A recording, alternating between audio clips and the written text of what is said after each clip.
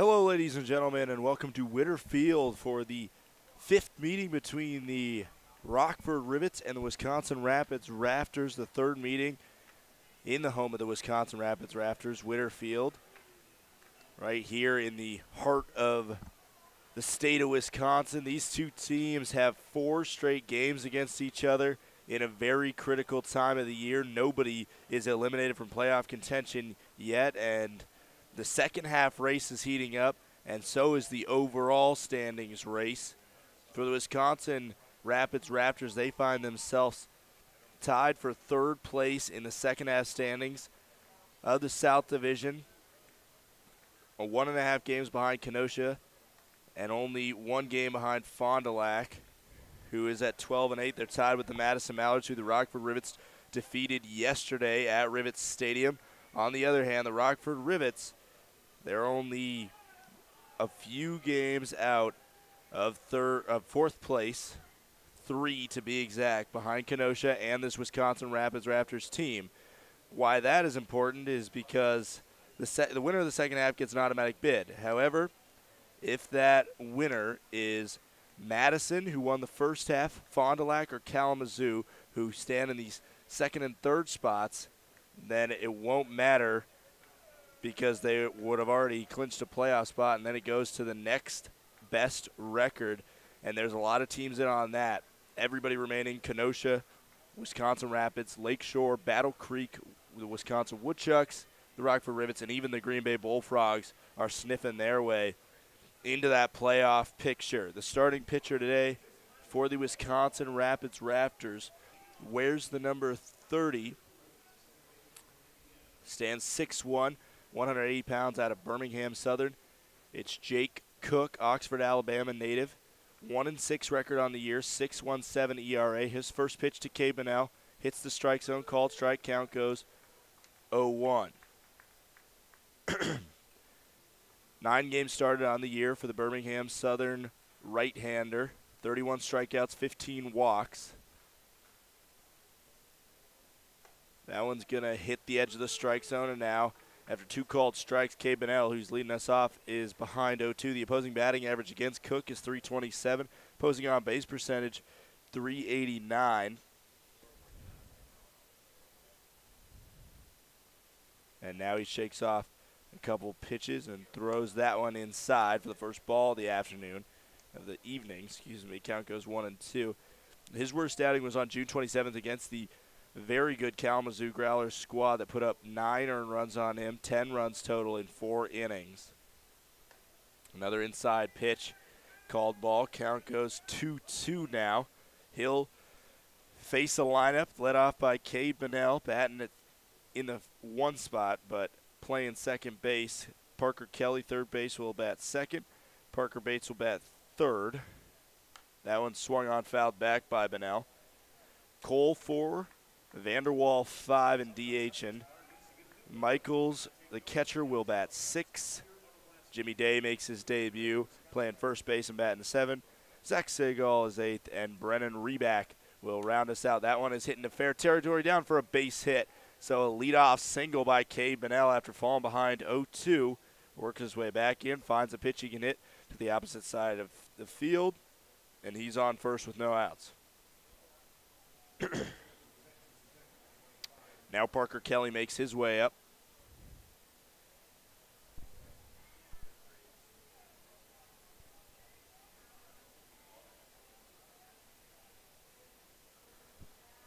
Parker Kelly, third baseman from Texas Tech.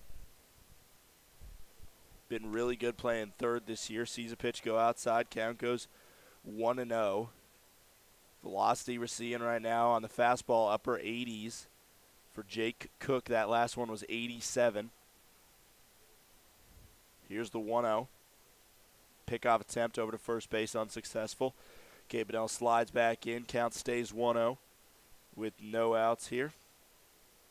Runner on first after a leadoff single by Cade Bunnell.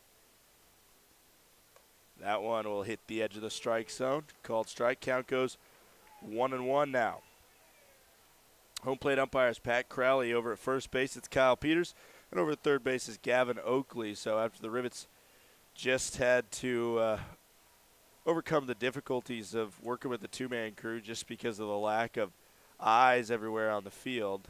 They're back to seeing a three-man crew after that two-game stretch against the Madison Mallards, which they split 1-1.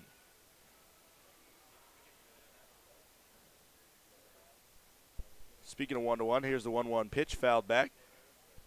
Count goes 1-2. Now a pitcher's count for Jake Cook, who got behind 0-2 on that first at-bat, but after throwing 2 balls and seeing a pitch fouled off, allowed a leadoff base hit, the 56th hit he's allowed of the year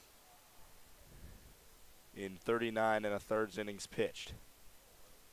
Another pickoff attempt. K. Bonnell scuttles back in, standing up. Last time out was one of his best performances of the year for Cook at Battle Creek. The Rafters picked up the 5-1 win. He did not throw 5 innings, so he did not pick up the decision of a win, but he only allowed 1 earned run in 3 hits on 3 strikeouts and 2 walks. Count now 2-2 to Parker Kelly. It was a 2-2 count that K. Bonnell knocked for a single. Let's see what Kelly can do with it. That one is weakly hit over to first base. Jack Thomas Wold picks up, throws to second for the fielder's choice. And the shortstop, Wiley, lays off of even trying to throw it to first as Parker Kelly hustles it out. And 1 remains on with 1 out now.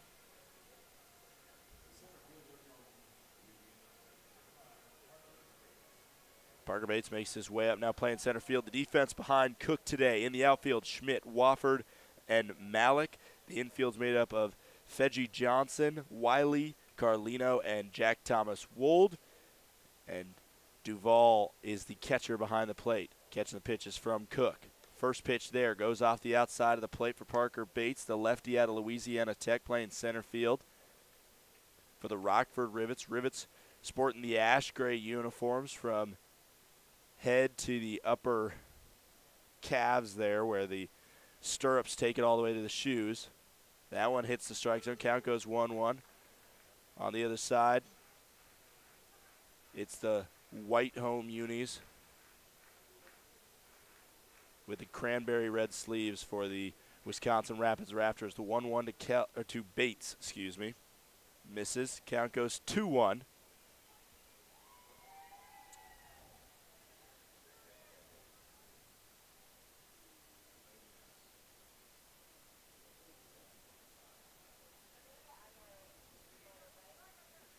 That one swung on, foul down the first base line, and out of play. And the third batter of the game will see a familiar count of 2-2.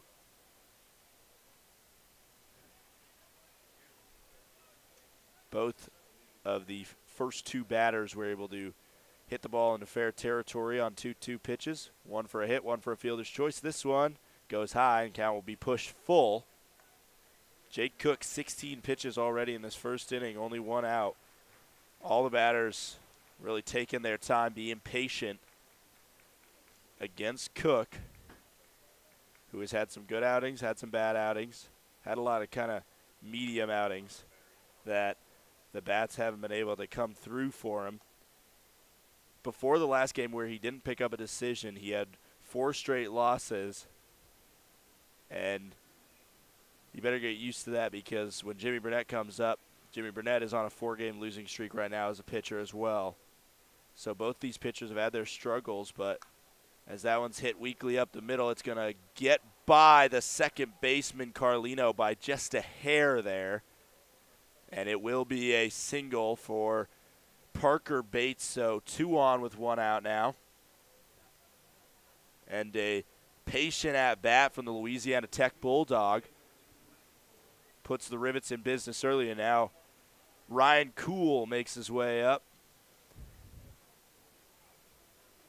In the past couple weeks, he's really shown that he's got ice in his veins. Has come through with a lot of strong base hits for a Rivets team that has really needed them. 3-7 in their last 10 games.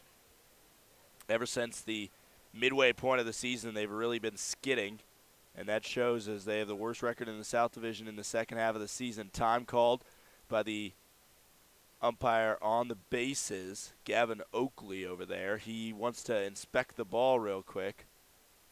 And after a toss from Jake Cook over to him, he looks at it pretty briefly and then gives it back to Cook.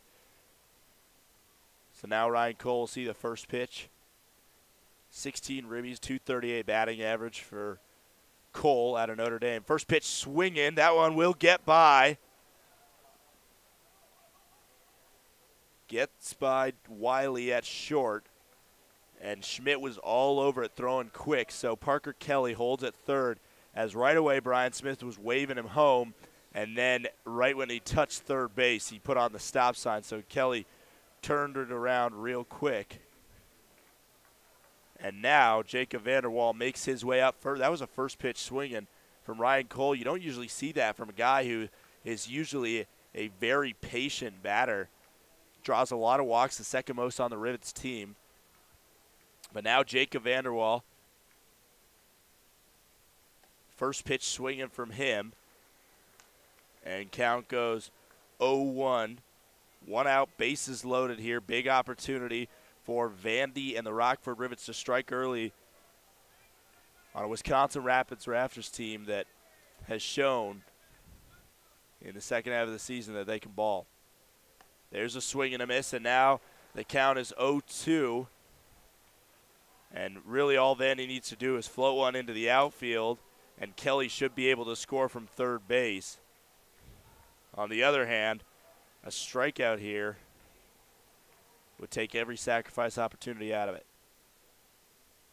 0-2, that one's going to go off the plate, and a long frame from Duvall behind the plate, trying to get that call from the home plate umpire, Pat Crowley, but that's a hard one to make on an 0-2 count. One of those that might have gone as a strike on a 3-0. Instead, count goes 1-2 with one out here. Bases loaded for Jacob Vanderwall. Jake Cook's 23rd pitch of the inning upcoming. A strikeout here would also mean that Cook will be one out away from getting out of the inning, and an inning where his pitch count has been driven up probably more than he would have liked. Definitely something to pay attention to, as if Vanderwall's able to come up with a clutch hit here, Cook's day is very much on the verge of being shortened. That one will miss the zone. Don't have a very good view of whether it's high-low in the strike zone here. Very much we can tell if it's right or left of the strike zone from where I'm situated behind home plate, but very high up. It's hard to see the vertical nature of a pitch. There's a swing and a miss, and Vanderwall with a forwards K strikes out with the bases loaded. Now Logan Michaels makes his way up. The catcher out of Madison College, transferring to Virginia next year. Jake Cook, 24 pitches. Any sort of out here ends his inning. And I'm sure he'll be thankful for that, because this did not have a great start for him. 0-0 to Michaels. Swing in, first pitch. Can it find its way down? No, it will find its way down into the glove of the second baseman, Carlino. So the Rivets load the bases but leave three ducks on the pond. We'll be right back for the bottom of the first inning. The Raptors get their first crack.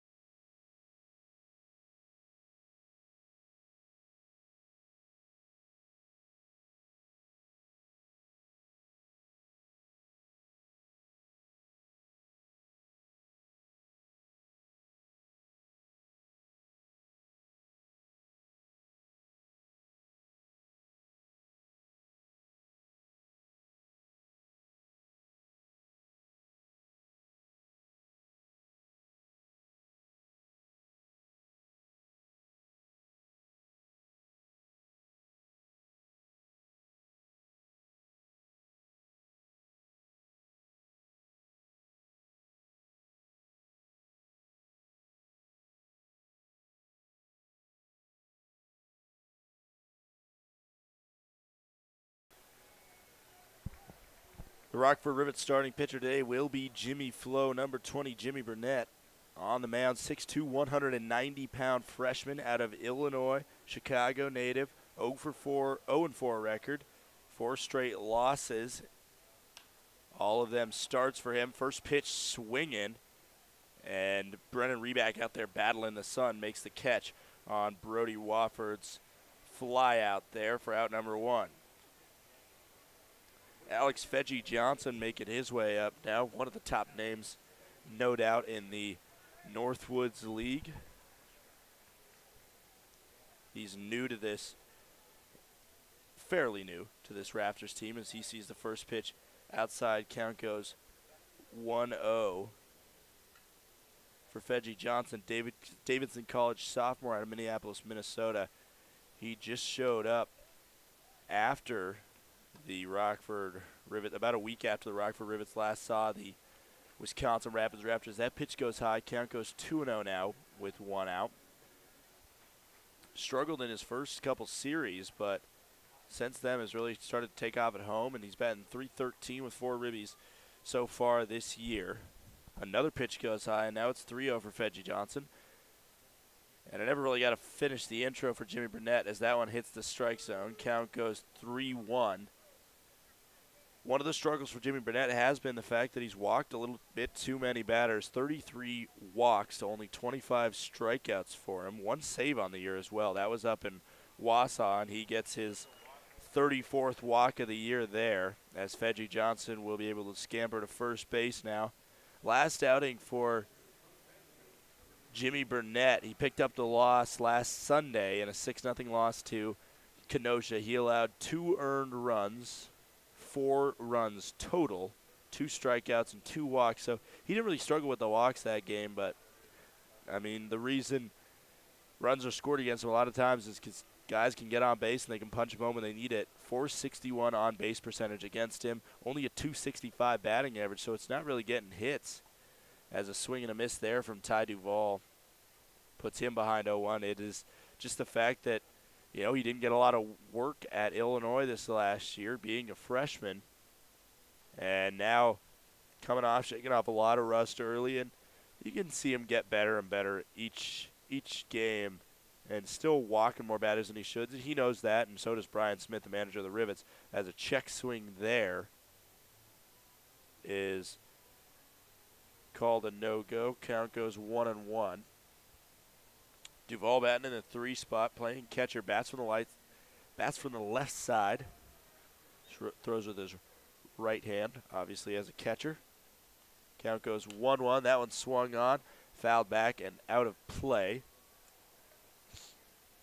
Count now, pitcher's count at 1-2 for Duvall out of Vanderbilt, Lebanon, Ohio native.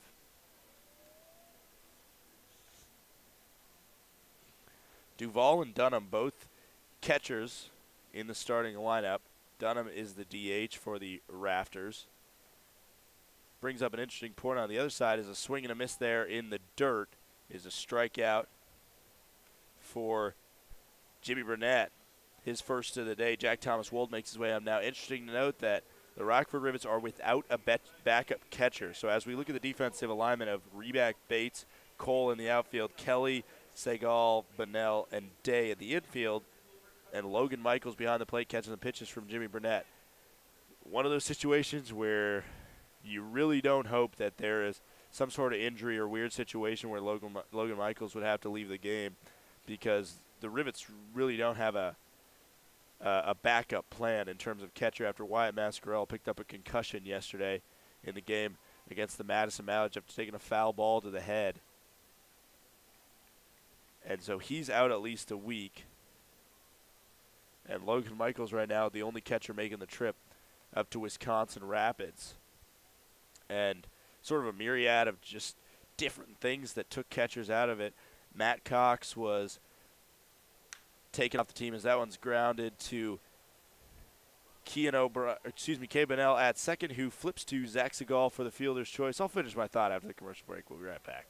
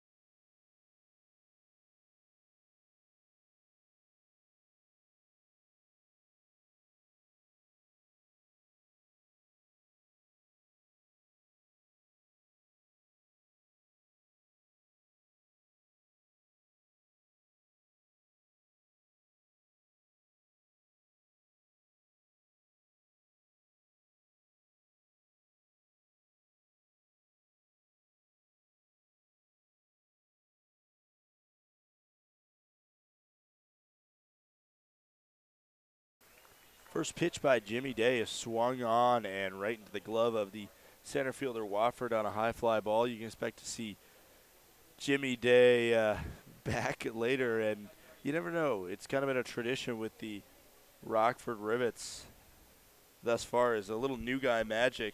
It seems that the debut for every Rivet position player this year has either been a run scored by them or an RBI or maybe even both, as Parker Bates smacked a solo shot the first pitch he saw as a Rockford Rivet this year when he joined in mid-June.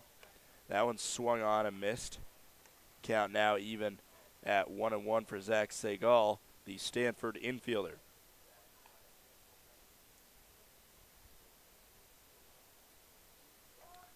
Here's the 1-1, time called by Segal.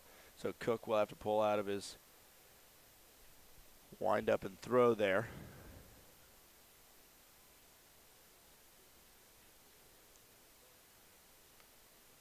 The 1-1, that one hits the outside of the strike zone. Called strike, count goes 1-2 now.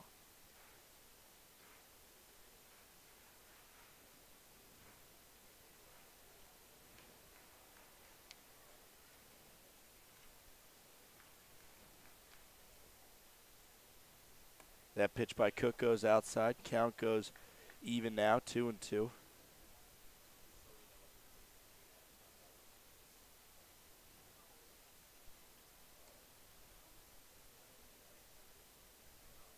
That one will go outside. Now the count is full at 3-2.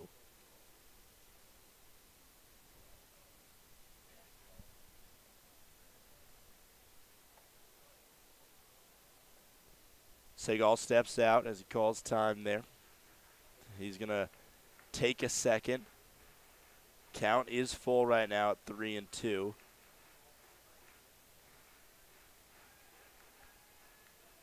Here's the payoff pitch. Swung on by Segal. High fly ball. Will it stay in play? No, it will smack out of play.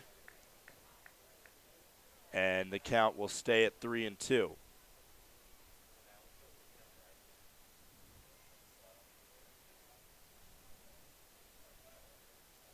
Another 3-2 with one out coming after Jimmy Day took the first pitch that he saw for an F8. That one swung on up the middle right to the second baseman Carlino, who picks it up and throws to first pretty nonchalantly there for out number 2. And now the number 9 hitter Brennan Reback will make his way up with 2 outs. Brennan Reback got the scoring for the Rockford Rivets and for both sides. Started yesterday with a 2 RBI single with the bases loaded to put the Rivets up. From there, he cruised to a pretty successful day. Kean O'Brien had a 2 RBI single later, and the Rivets capitalized on 5 errors by the Madison Mallards to beat them by a score of 7-2. First pitch goes outside for Reback. Very patient is the Central Arizona outfielder. See him this year set the record by Rivets, set the record for the Rockford Rivets of walks in a season. And yeah, the franchise is only 3 years old, but nonetheless, putting his name in the books there as a mark to beat. Stolen bases as well. He's creeping up on that one. That one swung and ripped down the right field line, but it's going to go foul and out of play. That one had double, if not triple, written all over it. Count goes 2-1 now for Brennan Reback. Rockford Rivets will play here again tomorrow at 4:05. Feel free to tune in here or on the Northwoods League TV network to watch/listen to that one. Should be another good one between two teams fighting for a playoff spot right now. Every game is really mattering even more with 16 games left in the season. That one ripped up the middle. That's going to get down for a base hit. So Brennan Reback continues a trend of a couple hot games for him. And, you know, maybe Brian Smith putting him near the bottom of the lineup has kind of lit a fire under him. He wants to earn his way back to that leadoff spot that he had at the beginning of the year. While Cabanel, this man, who has been cruising in the past week, doing pretty well, has kind of earned it. Not your typical leadoff guy with a lot of speed, but he's got enough to put his way up top there. And the top of the order struggled yesterday. Him, Kean O'Brien, and Parker Bates, but still, again, he's the leadoff man. First pitch, fouled that one off. Count goes 0-1.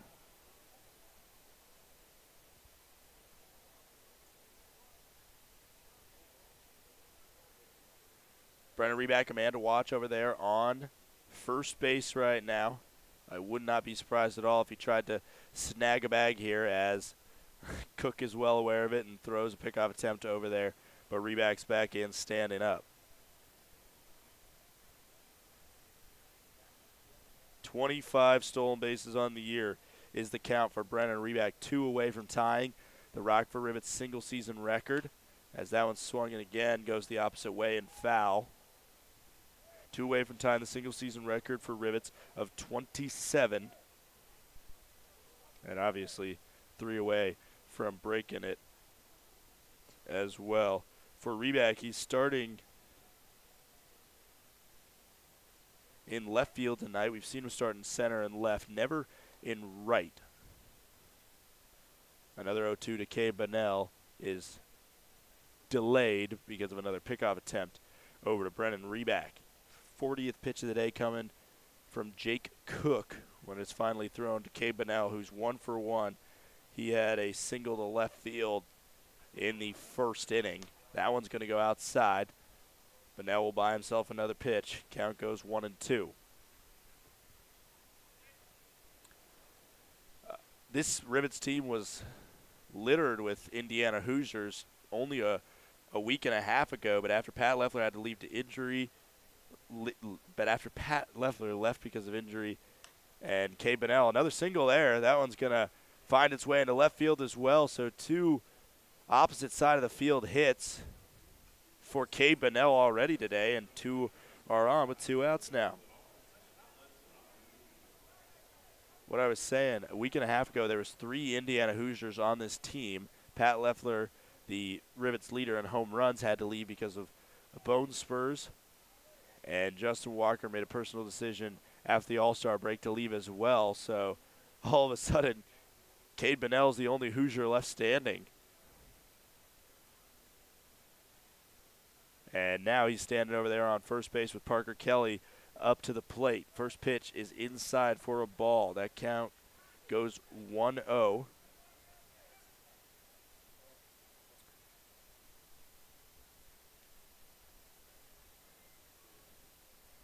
Jake Cook, the longest he's made it this year, is 6 innings against the Lakeshore Chinooks.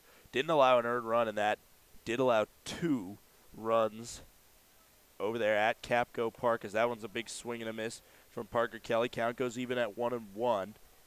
That was on July 9th, so only a few starts ago for the Birmingham Southern pitcher. Last outing was 4 innings. His shortest outing of the year thus far is 3 innings. He's done that twice, on July 15th and June 9th. That one's going to go outside.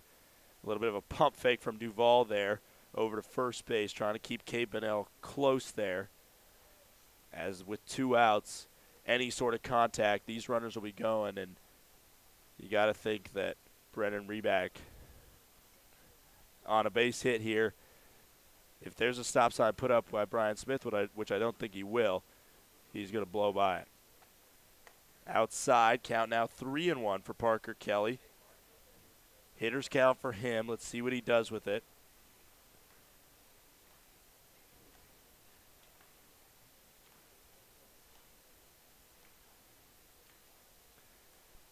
Cook's 46th pitch of the day.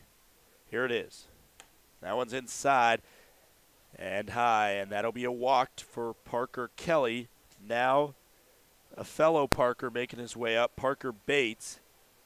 1 for 1 today with a single up the middle. And for the second inning in a row, the Rockford Rivets have the bases loaded.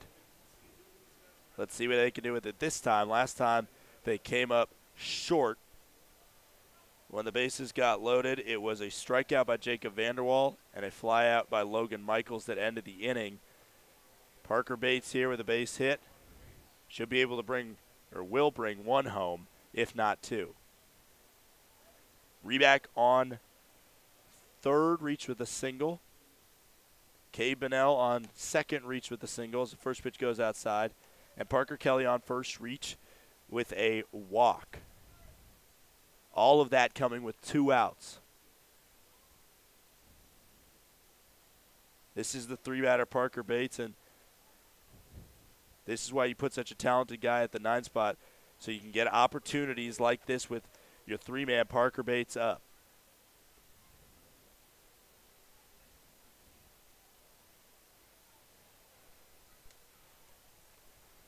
Bates on the year, I mentioned the first pitch he saw in a Rivets uniform against Fond du Lac in early June, he took for a home run, has not taken a home run since.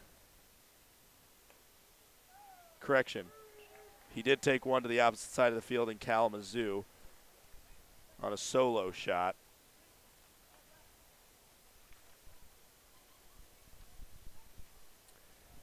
With the bases loaded this year, Parker Bates is 0 for 2. Now he sees a 1-2 with 2 outs. Swung on, up the middle, and chasing back and to the warning track. It gets down. 1's going to come home. 2's going to come home. Parker Kelly rounding third, and the bases are cleared. And then a throwing error by the shortstop, Wiley, will advance Parker Bates to third. So Bates clears it with a double, 3 RBIs, and then gets himself to third on the E6. And that was the 50th pitch for Jake Cook, and that just kills you as a pitcher. If you're trying to leave the bases loaded again, it's risky business, and Cook's been playing with fire, and every smart cook knows to be careful near the stove. First pitch to Ryan Cole's down the middle for called strike. Count goes 0-1 for the Notre Dame outfielder.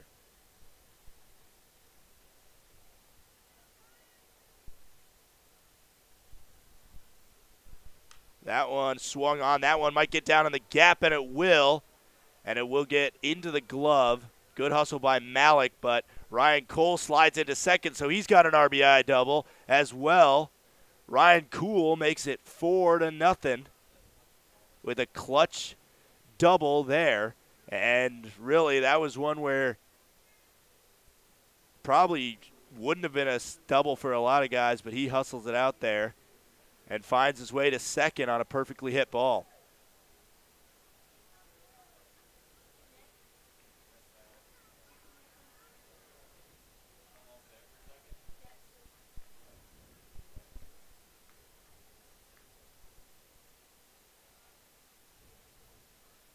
First pitch swinging from Vanderwall is bounced around and off the glove of the third baseman. It's going to be interesting to see what that gets called. That'll be an E5.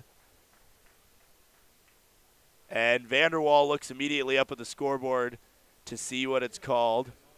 And I don't think he's going to be happy with it.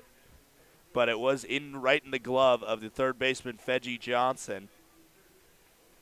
And Ryan Cole scores there from second base. The score now 5-0 in advantage of the Rockford Rivets. They've really been rallying in this top of the second. They were able to finish the chances that they couldn't in the top of the first. Logan Michaels was the man that left the bases loaded with 2 outs. He's up now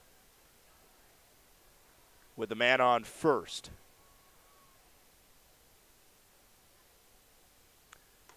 First pitch called, strike count goes 0-1.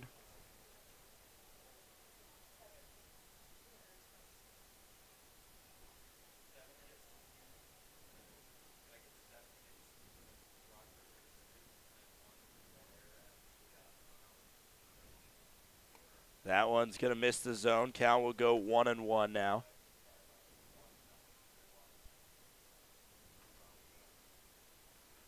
Score is 5-0 here in the top of the second inning on 7 hits and by the Rockford Rivets and 2 errors by the Wisconsin Rapids Rafters. That one's hit deep to center field, but Wofford will catch it to put an end to a disastrous inning. 5 runs across the plate for the Rockford Rivets. They lead 5-0 going into the bottom of the second.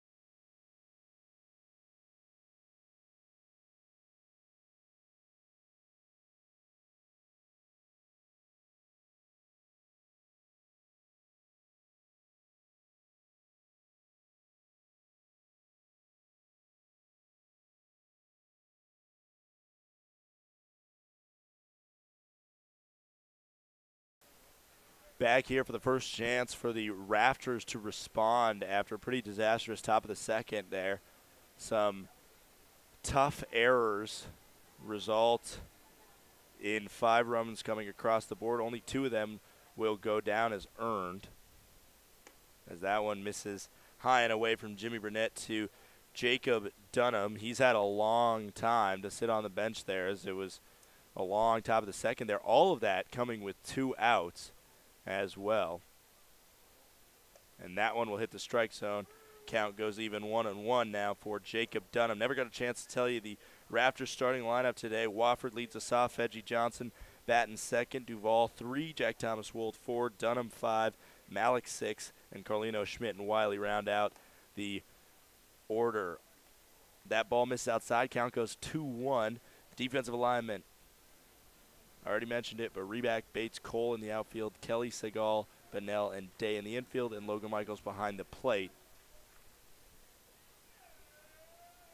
That one swung on, fouled back by Dunham. Count goes 2-2, 15 pitches a day for Jimmy Burnett. I was talking at the bottom of the first about the fact that that was the only Logan Michaels is the only catcher on this road trip for the Rockford Rivets. Matt Cox came in, and he was let go to make room for Brandon Giltro, who had to go home because of injury. And Brock Mathis had to go home because of a family emergency. And then Wyatt Mascarella, who's been here pretty much right after Brandon Giltro showed up, he is taking probably the next week or so off due to a concussion. The 2-2 misses outside, now full for Jimmy Burnett, and this is one of the situations for him with a 3-2 with no outs, where if he's able to get a strike here or just an out of any sort, that's going to push him to the next level. And what he's been really struggling with is missing it and giving up a walk here, especially in an opportunity to lead off the inning. It's going to be hit right to the shortstop. Segal fields cleanly, throws across the diamond. Good scoop by Jimmy Day there, as that was in the dirt right in front of him, and he's able to nab it off the dirt for out number 1.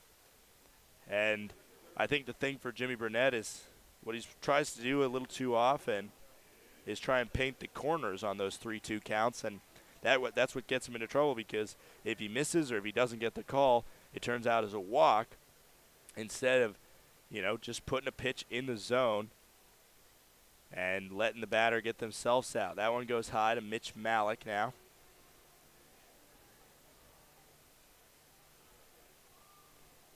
Malik playing right field, batting in the 6th spot. That one's going to miss, and now he's ahead 2-0.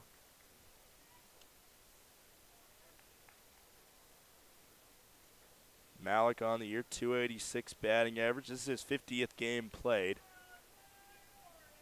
That one's going to be up and in. Count now 3-0.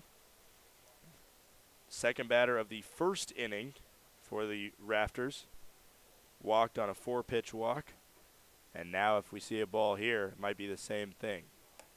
That one will miss, and it will be the same thing. So Malik will get on first with 1 out now. Carlino makes his way up with his team down 5-0 at the hands of the Rockford Rivets. Carlino bats from the left side.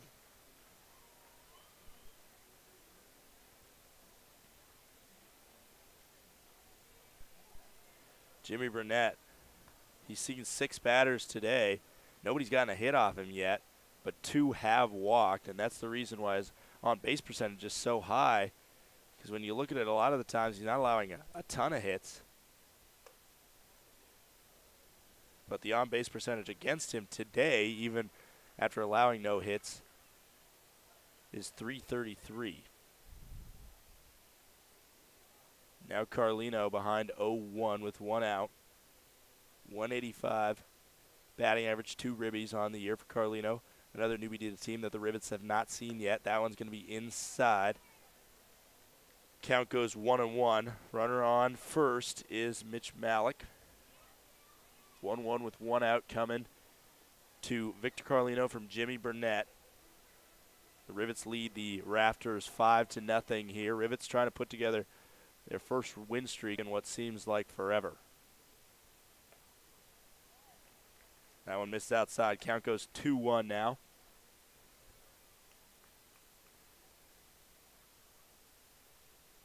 In terms of the Northwoods League standings, the Rivets only sit 3 games behind the Wisconsin Rapids Raptors, who are in a tie for 4th right now. That one just misses outside.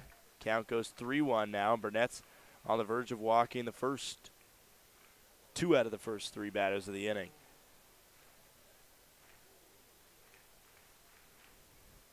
The 3-1 to Carlino now. Called strike there. Count now full for Victor Carlino. That was 26th pitch of Jimmy Burnett's evening.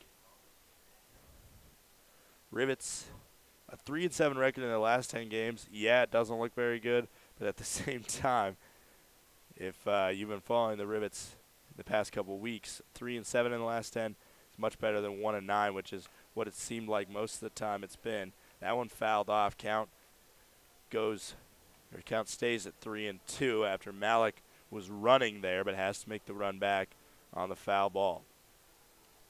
On deck, Schmidt, the left fielder and number 8 hitter for the Rafters today.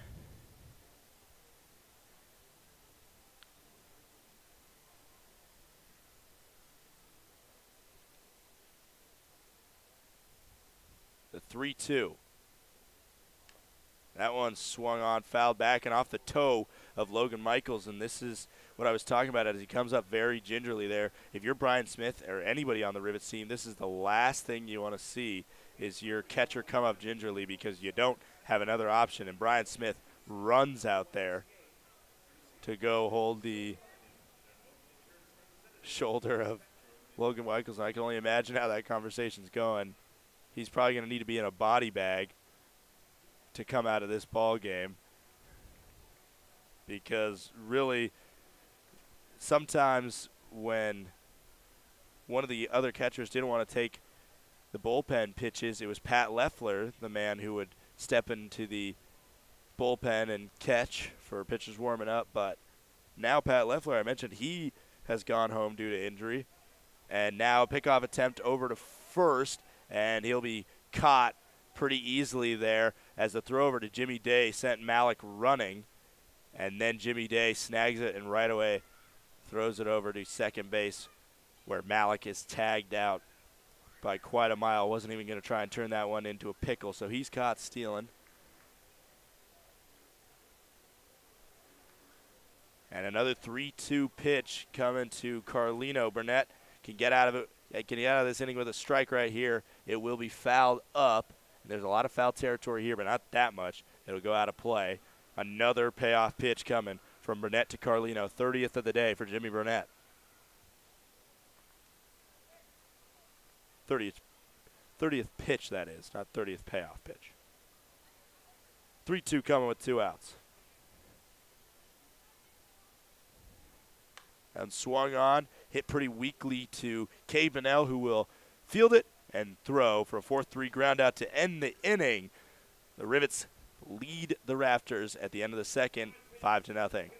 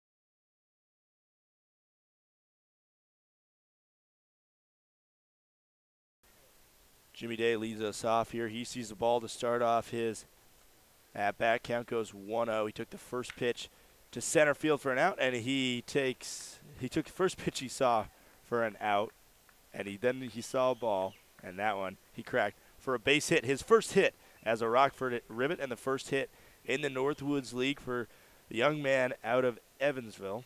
Congratulations to him. He is just absolutely thrilled to be here playing for the Rockford Rivets. I met him yesterday when he was walking around the concourse before the game.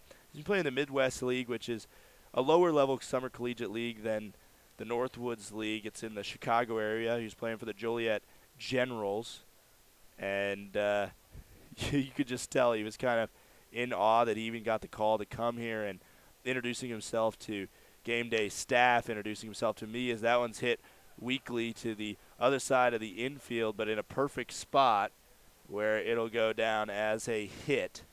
A tough play for Wiley to make over there at short. And so the first two batters are on with singles. Day has made himself in scoring position. Made himself get to scoring position. Jake Cook still in the ball game, 60 pitches thrown for the Birmingham Southern pitcher. Now Brennan Reback makes his way on. He started that 2-out rally last inning. Now he has no outs and 2 on, so a chance to get some ribbies under his belt instead of just a run that he got last inning. Righty on lefty matchup usually is advantageous to the batter. He squares to bunt, and that one, I think that might have slapped down off the plate and then off of his bat. I think I heard 2 clicks there. And it might have been able to get down for a hit with the speed that Reback has. And the home plate umpire, Pat Crowley, all over that one. So strike number 1 is a bunt foul. Count goes 0-1, no outs, runners on first and second. Runner on second is Day. I mentioned new guy magic has been a storyline for the Rockford Rivets this year. An RBI or a run pretty much every debut. That one hit perfectly down the third base side and trying to leg it out over there at first, and it was awfully close, but a good play by the third baseman, Fedgie Johnson, who has an error from earlier. But that sacrifice bunt is fielded well and thrown over to first and works out for the third baseman for the Rafters today. So now Day advances to scoring position. Segal advances to second base. And Cade Bonnell has a chance to get some ribbies under his belt.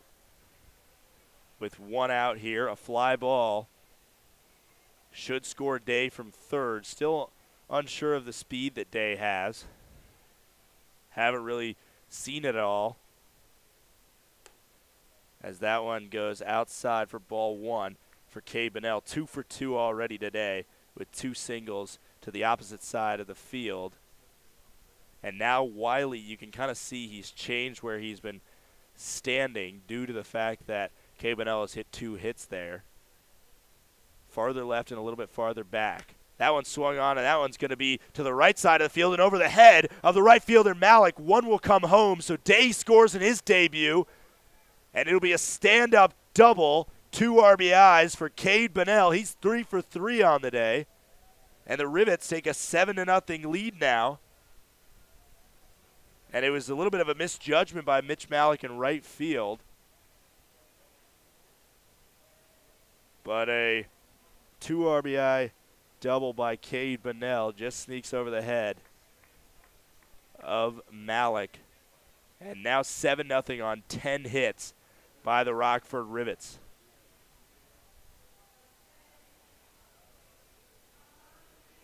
And a good Saturday night crowd has made their way out to Witter Field here, and they've been pretty much silenced by the bats of the Rockford Rivets, who have come out cooking right now on Jake Cook.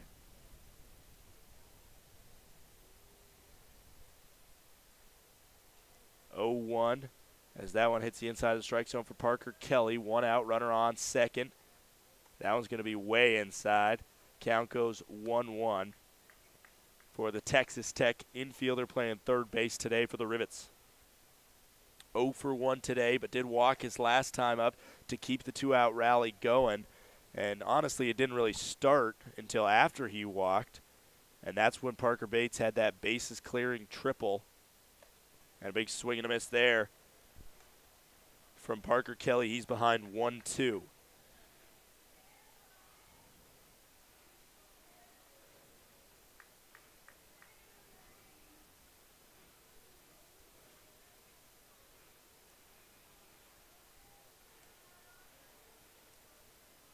Now the 1-2 as Cook will set on the mound and deal.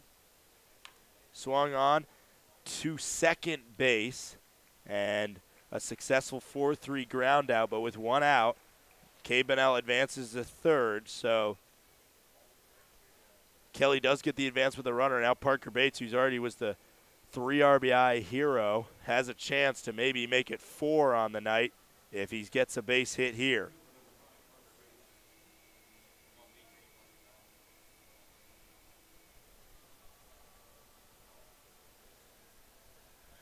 Not the best outcome for Parker Kelly, as a called strike is in there to Parker Bates, but to hit it to the right side of the infield runner on second and one out, it gets the job done. Another called strike there, and now Parker Bates, who's 2 for 2 with those 3 RBIs I mentioned. And, I mean, after 2 at-bats, halfway to the cycle as well. And a very rare occurrence, but, hey, the 2 hardest parts of it are still needed to be gotten by the Louisiana Tech outfielder. He's going to see an 0-2 at first time is called by Duvall, and he's going to say a few words to Cook, who's over 70 pitches now.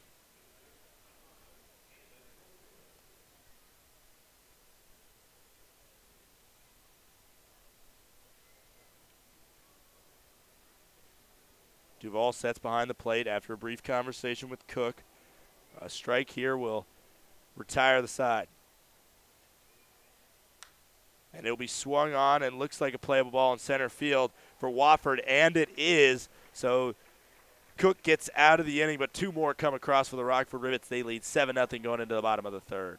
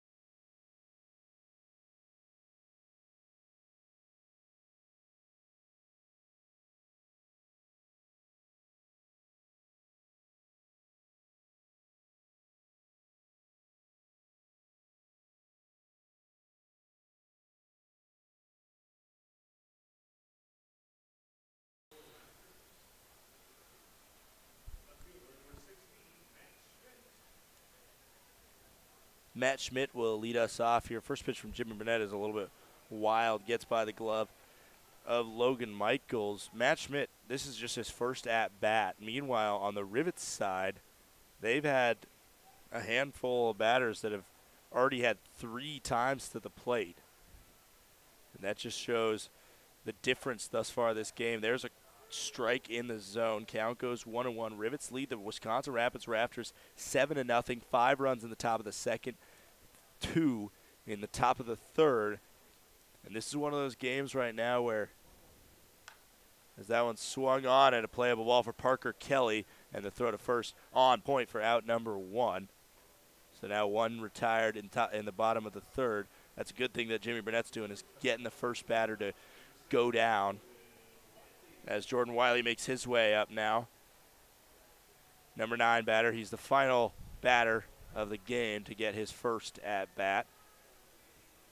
Kalamazoo College infielder, batting .229, 9 RBIs. First pitch is in there for a called strike.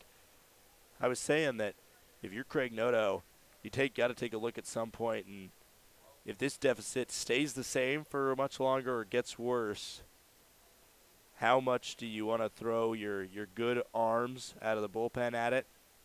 and just kind of cut it loose. And, you know, it's something that Brian Smith does quite a bit.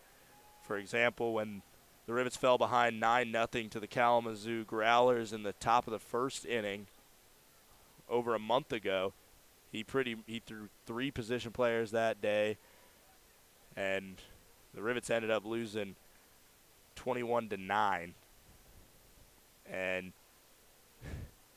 never really could get it going. And you kind of just leave it up to your offense to, you know, stat pad if they want to, but no chance at this point in the season, as that one is a swing and a miss and a high throw on the drop third strike throw to first there from Logan Michaels, but a good snag by Jimmy Day for out number 2 here. And so the first 2 batters at the bottom of the third are retired.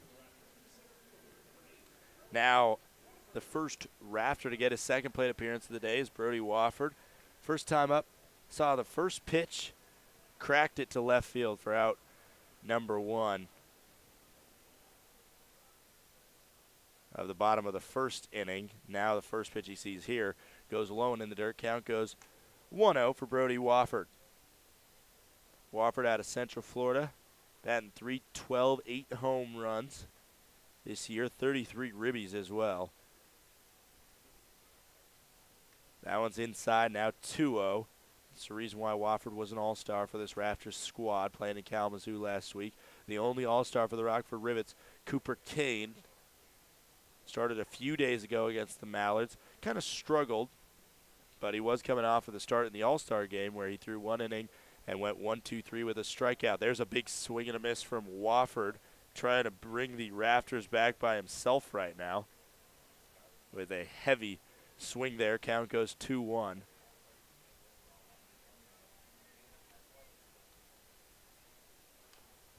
That one fouled back and away. Count now even at 2-2.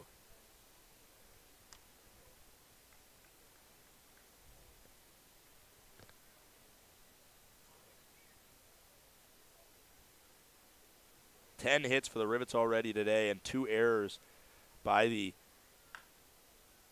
Wisconsin Rapids Rafters are the reason that the score stands at 7-0 right now. The Rivets also left the bases loaded in the top of the first where they weren't able to pull anybody in, but every inning they've threatened, and they've been all over the Rafters starting pitcher Jake Cook, who has really struggled in his outing today. That one's going to go outside. Count will go full now at 3-2 for Brody Wofford versus Jimmy Burnett. Wofford 0 for 2, or 0 for 1 today. Trying not to go 0 for 2. Here's the 3-2 with 2 outs.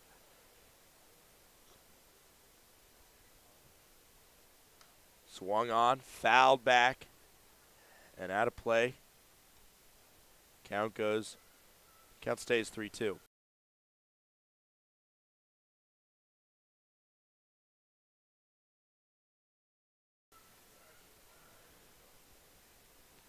Another 3-2 coming from Burnett to Wofford. Swung on, ripped to right field, and that's foul. That is a foul ball. And charging on it hard was Ryan Cole out there. And if you're that right fielder in that situation,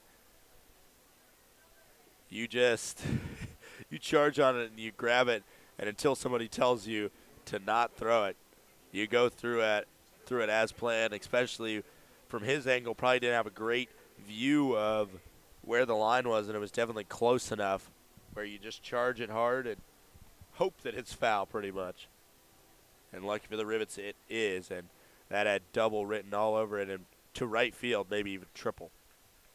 Another 3-2. That one swung on, hit to center field, and Parker Bates camps under it for out number 3. So the first 3 up, 3 down inning for Jimmy Burnett, and he's having a good day, and so is the Rivets offense. They're up 7-0 going into the 4th.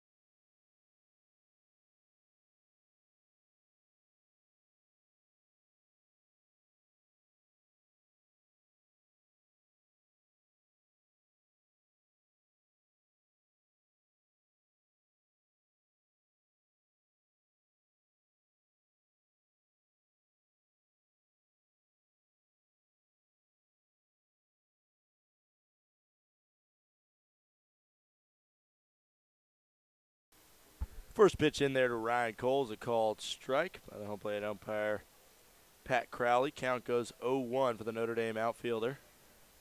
That one swung on and missed, and now he's behind 0-2.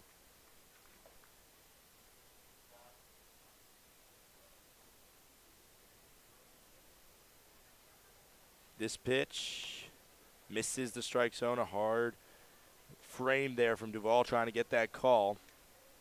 But again, one of those that you don't necessarily usually get on an 0-2 pitch. Count goes 1-2. 75th of the day for Jake Cook. Still in the game after struggling in all the first 3 innings. Left the bases loaded in the top of the first, so was able to escape danger there. Not so much in the top of the second. With the bases loaded, Parker Bates ripped 3 RBIs home and got into second with a double. And the runs just continued. That one's popped up the chimney, maybe a chance, as never mind. It'll be a foul ball. Count stays 2-2.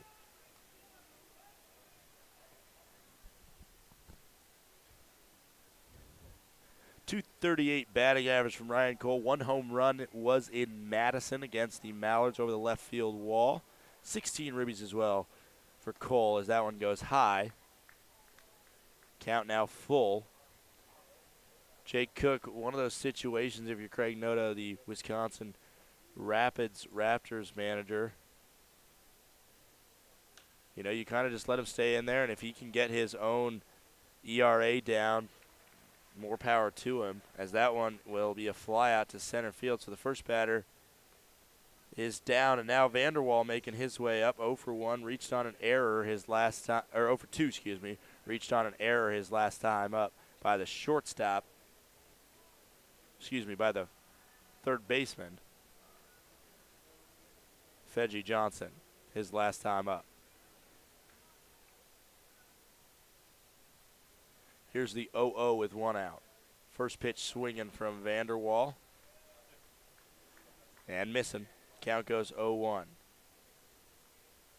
1 home run on the year for him. That was in Green Bay against the Bullfrogs over the right field wall. That one will miss low and outside. Count goes even now 1-1. 80th pitch of the day for Jake Cook.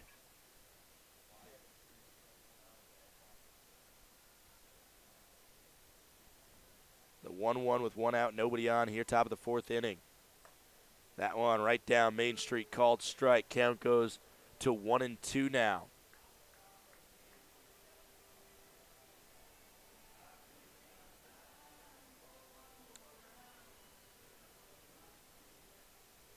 Here's the 1-2. Out off the plate. Count now even at 2-2. 74 mile per hour breaking ball from Cook there.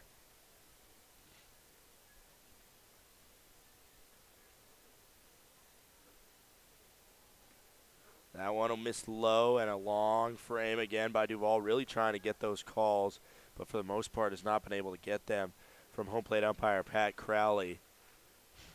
And I'm sure for Cook, the starting pitcher, that's just adding to his frustration on the day. The payoff pitch coming. Swung on, ripped down the right field line. It's going to be foul. There's a lot of mustard behind that one, but it was not able to land in fair territory. So another payoff pitch coming to Vandy. 18 ribbies, 261 batting average for the Central Arizona College outfielder. That one's hit to right center field and coming up on it and diving to try and make the play, but not being able to make it. And it should go down as a hit there, as the center fielder Wofford was stretching out to try and snag that one. And that'll be a double for Jacob Vanderwall. And after last one, it was a tough play for him. And this time earned himself a hit, and he's on base for the 2nd time today. 1 out, he's on second. If you're Cook, it's hard to ask your outfielder to make that play. First pitch attempted steal and out over there at third, and Brian Smith doesn't like that call. Neither does Jacob Vanderwall. Looked like he might have gotten that right foot in there just in time, but Fedgy Johnson got the tag just prior to that. Now Brian Smith having a few words with Gavin Oakley over there on third and standing up for his guy there, but very mature from Jacob Vanderwall to get up and immediately, he kind of shook his head and he immediately ran off there.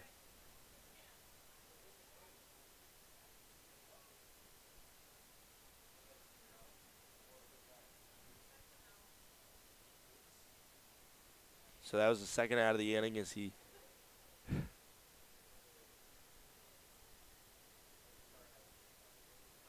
first pitch swinging from Logan Michaels, a high fly ball. And for the third time, Logan Michaels will fly out to end the inning. We'll be right back for the bottom of the fourth.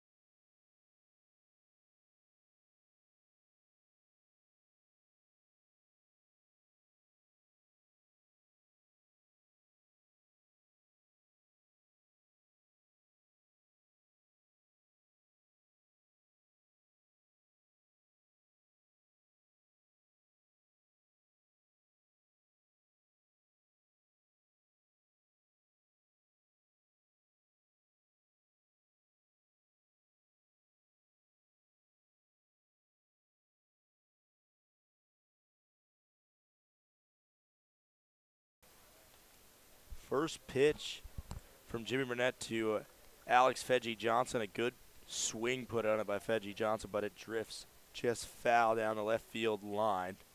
Second time in the past 2 innings that has happened where a ball has just found its way into foul territory after maybe possibly being a double if it landed on the line fair. Called strike there. Count goes 0-2 for Fedgy Johnson. He's 0 for 0. Walked last time up. The 0-2 inside. Count now 1-2. Jimmy Burnett, next pitch will be 50 for him on the other side. The starter for the Rafters, Cook, is at 87 on the day right now, so he will be able to return for the next inning if the Raptors do choose so. That one fouled back, and Logan Michaels comes up grimacing a little bit from that one. He seems to be all right, though.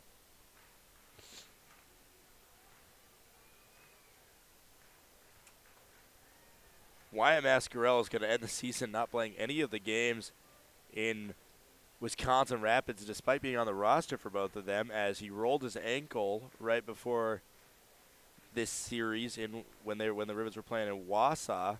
After he got a double, rolled his ankle rounding second. And as that one missed outside, count now 2-2. And now he comes into this game with a concussion. So Logan Michaels, he's gotten to know these Raptors pretty well and this field pretty well. On the other hand, Mascarell missing it. That one will miss a little bit high in the zone. Count now full. Burnett trying to retire his 4th straight leadoff batter. Here's the 3-2 pitch for Burnett to Fedgie Johnson. Swing and a miss. And a strikeout for Jimmy Flo there to start off the bottom of the 4th inning. And now making his way up, Ty Duvall. Struck out swinging his last time up.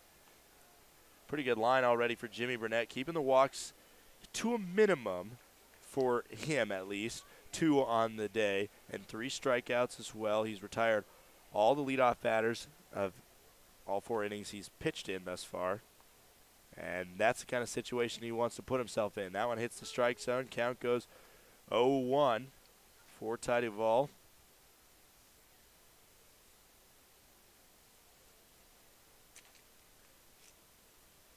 And the 0-1 is swung on and missed, and now it's 0-2. Jimmy Burnett, 55 pitches now. On the day, Duvall on the year. 339 batting average, 2 home runs, 23 ribbies for the Rafters catcher. That one's going to miss just outside. A long frame from Michaels trying to get the call, but on an 0-2 pitch doesn't get it.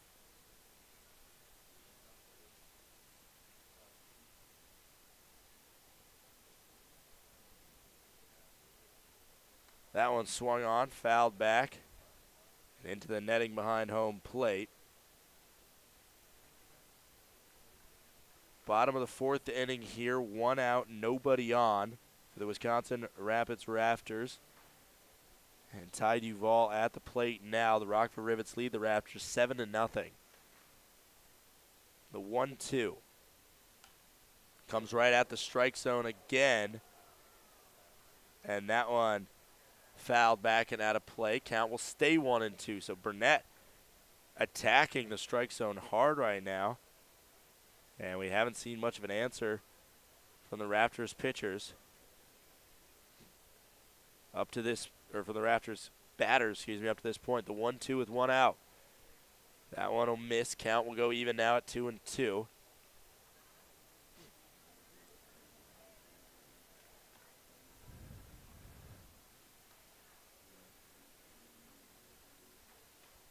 Duvall wears the number 3, bats from the left side, 5'11", 190. That one right down Main Street, called strike. And he's down with a backwards K.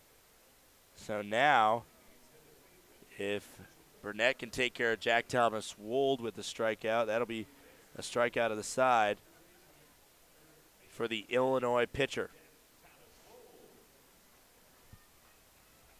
Jack Thomas Wold has been a stalemate at first base for these Rafters this year.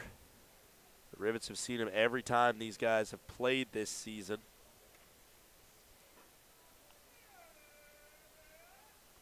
First pitch there misses. Count goes 1-0 for Wold.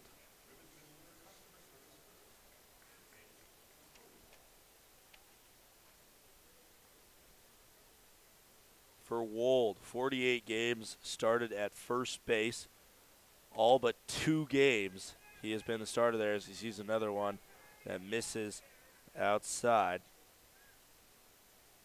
Mitch Malik and Jake Dunham, the only 2 guys. They've each gotten 1 start at first base. Other than that, it has been all Jack Thomas Wold over on that right corner of the infield. Another ball makes it 3-0, and so all 2 walks thus far have been on 4 pitches for Jimmy Burnett. If he throws a ball here, it'll be his 3rd 4-pitch walk. And it will miss high, and Wold will get to first with 2 outs.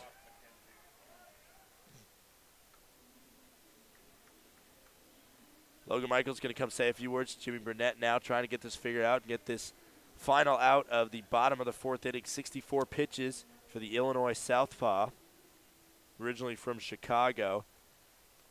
And now, making his way up will be Jacob Dunham, the other catcher on this roster, Northern Illinois University catcher, Plainfield, Illinois native. And for Dunham, with runners on base this year, he's batting .323 with 14 RBIs. First pitch to him, misses inside. Count goes 1-0, fifth straight ball thrown by Jimmy Burnett here. Now Dunham will see the 1-0.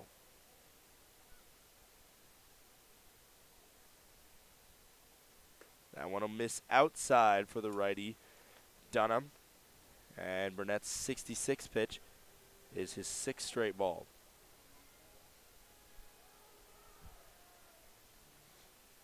Dunham stands 6 foot, 189 pounds. Sophomore at NIU. The 2-0. There it finds the strike zone. And maybe Jimmy Burnett reining it in a little bit now.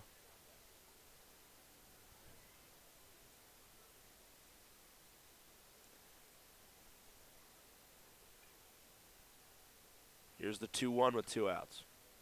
That one's way inside, and it got away from Logan Michaels for a second, but he keeps it in front of him. And after doing a 360 around, he finds it and gets up ready to throw. And so Jack Thomas Wold, not much of a threat over there at first to steal, stays put.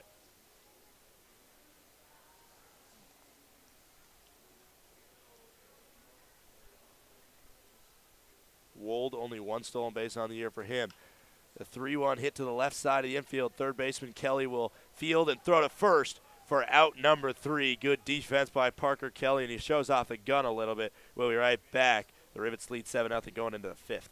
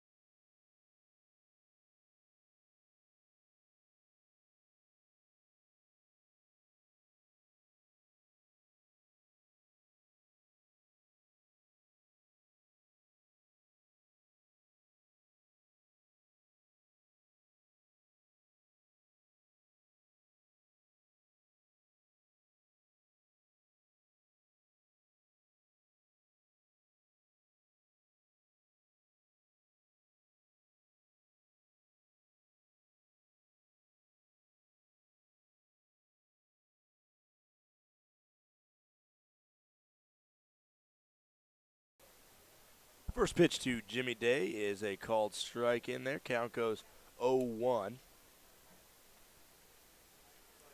There, that one swung on and missed on the breaking ball, 76 miles per hour. Still in the game is Jake Cook. Next pitch will be his 90th.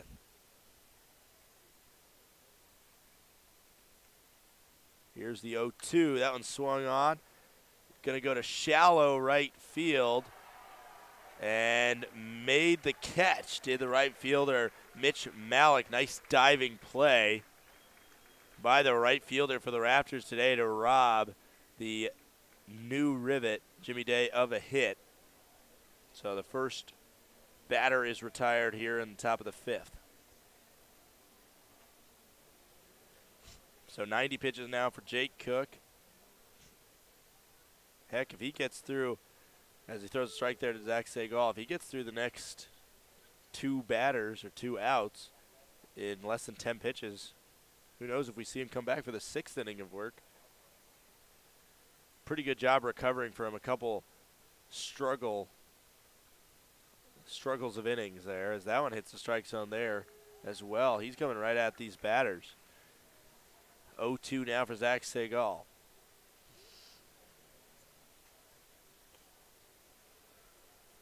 .93 upcoming for Jake Cook. And that one swung on, hit to left field, and a delay a little bit by Schmidt out there and left. And the way that Witter field is situated, it very much disadvantages the left fielders, as the sun, when it sets, it shines right into the left fielder's eyes there, and you could definitely see a little bit of a delay. I don't know if he would have made the play if not for the delay, but it was a base hit by Zach Segal, who's 2 for 3 today. And that might, unless we see a double play here, it might be the thing that puts the day to bed for Jake Cook, the starting pitcher, as he throws a pickoff attempt over to first. Jack Thomas Wold doesn't even try the tag, as Segal slides in safely there. Not too much of a threat on the base pass is Zach Segal. The man at the plate, much more of a threat on the base pass. 25 steals on the year for Reback. And the 0-0 to him misses low. Count goes 1-0.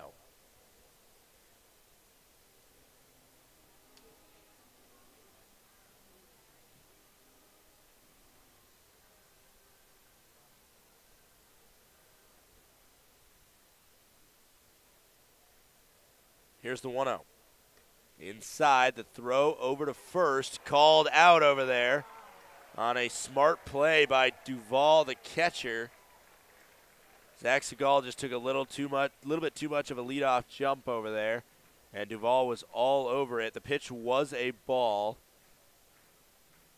So the count is 2-0 for Ren Reback, but now with 2 outs and nobody on, let's see what he does with the hitter's count.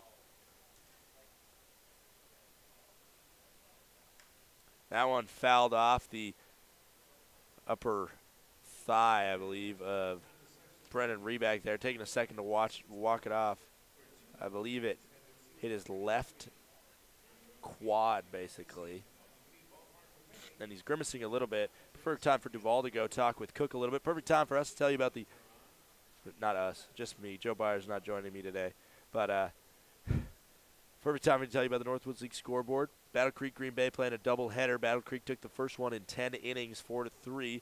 Mallards lead the Kalamazoo Growlers. A big game between two of the top dogs. Maybe a preview of the South Division finals between the Mallards and the Growlers, as that pitch goes outside. Count now 3-1 for Brendan Reback. Madison leads 2-0 at Warner Park right now. Bismarck leads Eau Claire 5-3. Fond du Lac and Kenosha. Kenosha leads 9-4. If you're a Rivets fan, you want Fond du Lac to win that game. There's a called strike, and Brendan Reback throws his bat there, and the crowd gets a kick out of that one, as he did not think that was a called strike in there. Good plate discipline by Brendan Reback, and a batter that when he sees a pitch, he plays umpire with it usually very well. That's the reason he's gotten so many walks. That time, did not see the call coming from the home plate umpire. That one will be a walk, and this time it was Duval that had the wrong call, and so I think Duval was saying, anything you can do, I can do better. And so he walks a little bit farther to the dugout before realizing that that was a called ball by the home plate umpire. And the thing that does, unless there's a pickoff, unless Brendan Reback gets out over here on first without a pitch being thrown, what that's going to do is going to be pitch number 100 on the next pitch for Jake Cook, and he will be forced to leave the game after this inning. And it goes high. Count goes 1-0 with 2 outs.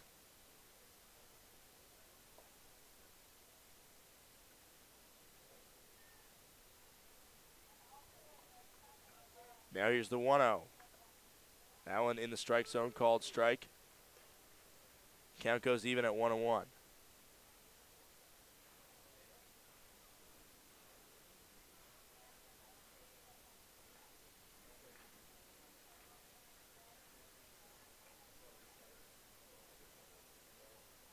Here's 1-1. Reback on first is going.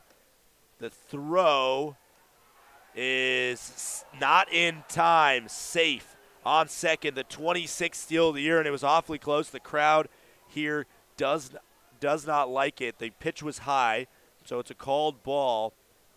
And Wiley thought he got the tag in time. Him and Reback are exchanging a few words. I think it was all friendly there. Two community college guys there. Kalamazoo College shortstop is Wiley. Central Arizona College shortstop. So they don't see each other, but they are taking the JUCO route. And Reback safe at second now, so Cabanel has 2 on count with a runner in scoring position. That one misses the zone, now 3-1. 26th steal of the year for Brennan Reback. And awfully close there as Duval makes his way up to the mound now to have a quick conversation with Jake Cook. Let's get you some more Northwoods League scores. Kenosha leads Fond du Lac 9-4. I mentioned if you're a Rivets fan, you want Fond du Lac to win that game. Doesn't look likely right now. La Crosse leads Mankato 4-3. St. Cloud leads Thunder Bay 2-0. Woodchucks lead Lakeshore 4-0. You're a Rivets fan right now, you don't really have too much of a preference. You're probably rooting for Wisconsin. Green Bay and Battle Creek 2-1. Battle Creek leads right now. Duluth leads Waterloo 6-0. The 3-1 pitch to Cade Bonnell goes outside, and he's going to walk to first. The final score, Wilmar leads Rochester 4-2 up in Rochester, Minnesota, where the Northwoods League headquarters are situated. Now number 25, Parker Kelly, is going to have his shot at the plate. Reached on a fielder's choice. Also has a ground out and also has walked. Jake Cook at 104 pitches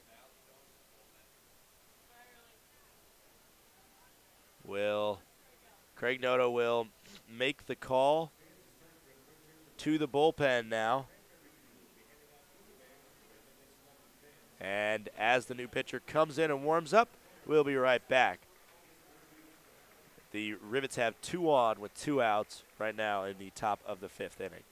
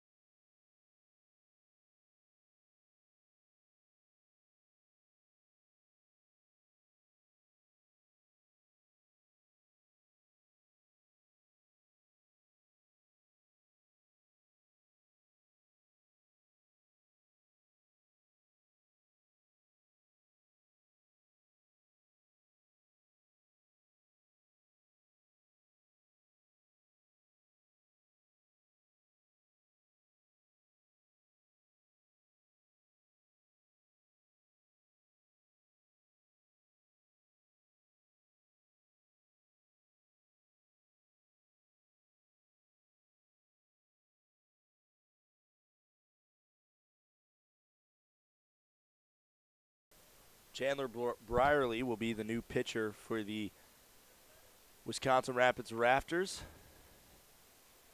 And he's got runners on first and second with 2 out here. First pitch goes high.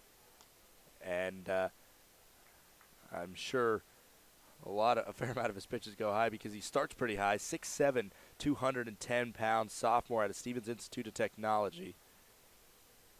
Throws with his left hand, appears in 11 games last year as a freshman, 4.76 ERA and 11 innings pitched, 6 strikeouts. That one misses high again, count now 2-0. He has seen the Rockford Rivets this year, but it was almost 2 months ago on June 4th. The Rivets won 13-5, and he threw 2 innings, allowed 3 earned runs on 2 strikeouts, 4 walks. That was only his second appearance of the year. He has had 10 appearances since then. The 2-0 down to Parker Kelly. That one will hit the strike zone for his first strike in there. The final line for Cook, the starting pitcher, obviously not final yet. If these runs score, they are on under his belt. But 28 batters seen, 104 pitches thrown, 12 hits allowed, 7 runs total, 3 walks, 1 strikeout, and 5 left on base. That one will be inside for Parker Kelly. Count now 3-1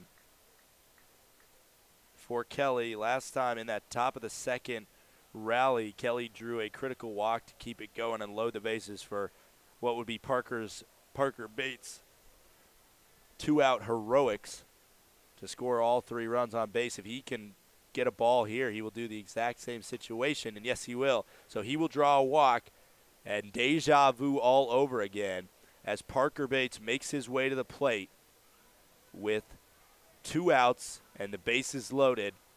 Last time he saw this opportunity, he put a ball over the head of the center fielder, Wofford, and 3 runs came across. He ended up at second, but then an errant throw by the shortstop, Wiley, trying to get the out at home, resulted in him being able to advance to third. A big swing and a miss there. He wanted to go all the way for a grand slam. The Rivets have not seen a grand slam this year. Also of note, it's been a long half inning right now, and Jimmy Burnett, who's pitching a gem right now on the other side for the Rockford Rivets, has had a long time to wait. That one misses high. Count goes 1-1. The opposing on-base percentage against Brierly, 477, and the opposing batting average, 283. An ERA of 9.76 for the big lefty. That one swung on. Will it get down in right field? It will. So a base hit, 1 will come home, 2 will come home, and a few more RBIs for Parker Bates, as that is a 2 RBI single, and the Rivets now lead 9-0 off that softly hit ball to right field. And I didn't know for sure whether Mitch Malik thought he got it or not, but at some point he made a decision of what was going to happen there, and it might have just been a casual ball into his glove, but instead it plops right in front of him, and he knew he wasn't going to be able to get there and to just hold up, catch it off the hop, and minimize the damage.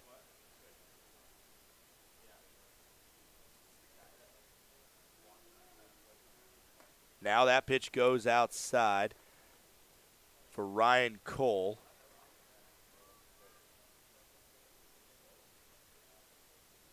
As the score is 9-0 now. 5 RBIs for Parker Bates today. Have yourself a day. That one's going to miss. Count's going to go 2-0 now for Ryan Cole. Bates is on first. Parker Kelly, the other Parker in the starting lineup, is on third. Ryan Cole 2 for 3 today. A double and a single and a flyout for the Notre Dame outfielder. He would love to pour it on and put this lead at double digits. That one will go high, and now it's 3-0 for Brierly. Out of his 12 appearances this year, 3 of them have been in games that the Rafters won. The other 9 have all resulted in losses. Only one of them have been credited to Brierly, as that one will miss. Ooh, excuse me. That one will hit the edge of the zone. And everybody's misjudging the strike zone here as it happened to Reback when he was at the plate. It happened to Duvall behind the plate, and now it happened to me. The 3-1. That one will definitely miss outside, and the bases will now be loaded for Jacob Vanderwall making his way up. Last time up, he got a double to center field. He also has reached on an error today. That double was with nobody on, so he's still trying to get his first ribbies of the day. And now let's see what he can do with the bases loaded and still 2 outs. A lot of the damage being done with 2 outs by the Rockford Rivets today. And it doesn't matter when you get it done. It just matters that you get it done. And right now they're getting it done. They lead 9-0. First pitch goes high there. Brierly really struggling to find his command against these Rivets bats. Other than that base hit by Parker Bates, the other two batters he's seen have just gotten on via walks. The 1-0 now to Vanderwall. Misses high and away. Count goes 2-0 now, and the crowd's starting to get restless. You can kind of hear a groan from them as they're just wanting the ball to be thrown in the zone, and I'm sure Vanderwall would love that too because he has shown at Central Arizona that he has the power to crank balls out of the yard. Swings on that one, fouls it back. Count goes 2-1. And sarcastic applauses from the audience here as Brierly is able to get 1 strike on the board.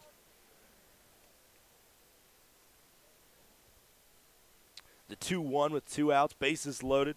Kelly on third, Bates on second, Cole on first. The 2-1. That one will hit the strike zone. Count now 2-2. And more applause from the audience. That one a little less sarcastic. 2-2 with 2 outs now. 1 strike away from getting out of this inning are the Rafters and Chandler Brierly. The 2-2. That one will miss inside. Now full count. And the groans return from the crowd. A big 3-2 pitch coming here. A ball makes it a double-digit lead for the Rivets. Brierly sets and deals.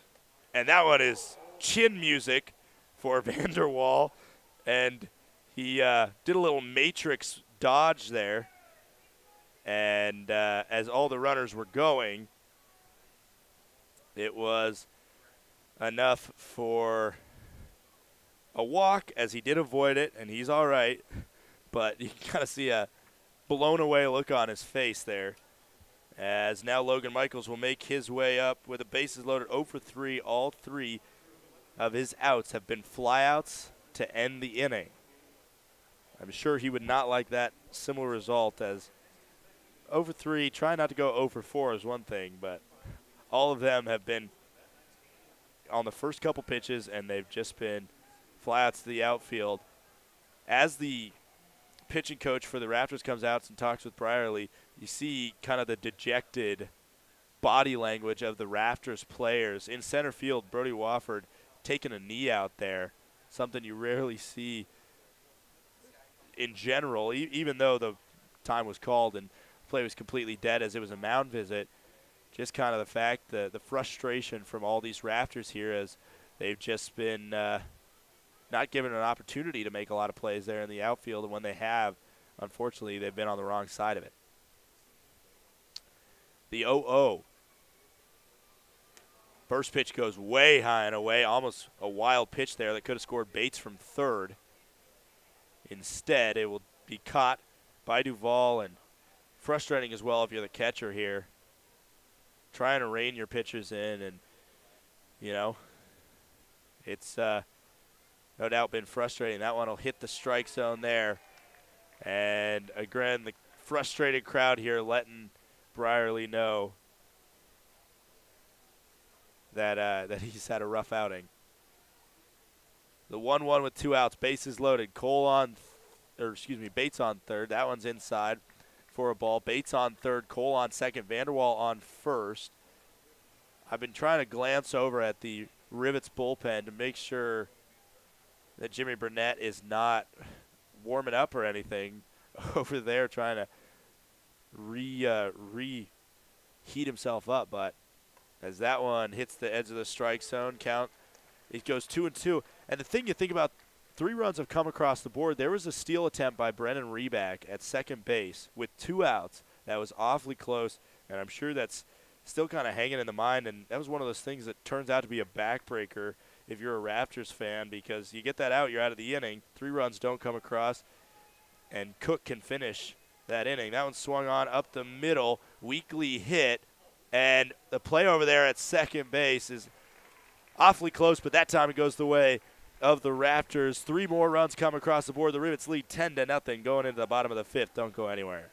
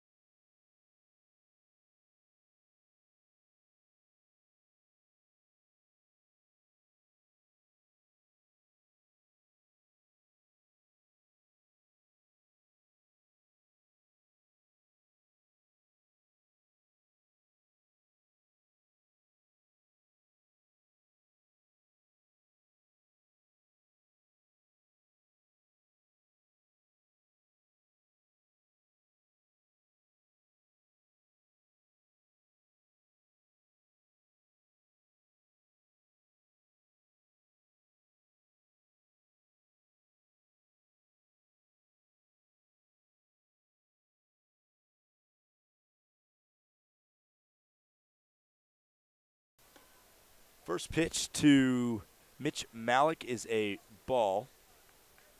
Count goes 1-0 for Malik. Last time up, it was a long time ago, to say it bluntly. That one is a ball. It was at 6:49. The current time, 8:01. It was over an hour ago that he had his last at-bat. That one will miss outside, and so the count is at 3-0. And tough situation for Jimmy Burnett now is he's been throwing really good thus far, other than a couple walks. And he had a long time off there, and for a pitcher, timing is everything. And now the 3-0 there is going to hit the strike zone, called strike. Count goes 3-1. Jimmy Burnett's at 73 pitches on the day, but after that long delay, that top of the 5th inning where 3 runs came across, you got to think, how long can he last? That one's ripped down the first base side and foul. Count now full for Mitch Malik. Yeah. 10-0, the Rockford Rivets lead the Wisconsin Rapids Rafters. Parker Bates, no doubt a candidate for player of the game. As that one swung on and it's going to be right up the chimney, and the entire infield coming in on it, and it will be snagged. A little scary there, but Jimmy Day snags that one on the infield pop-up for out number 1. Everybody, there was 4 guys running in on it, and Jimmy Burnett, as soon as he realized that there was 4 guys running in on it, he was running as far away as possible.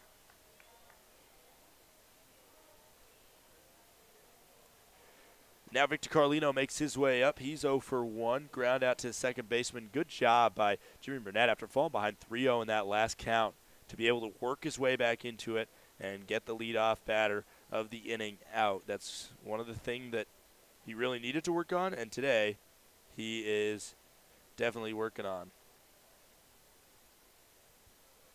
That one swung on, fouled back, and out of play. And almost ended up as a souvenir for somebody in the press box. But nobody has Elastigirl arms and can snag that one. The 1-1 now.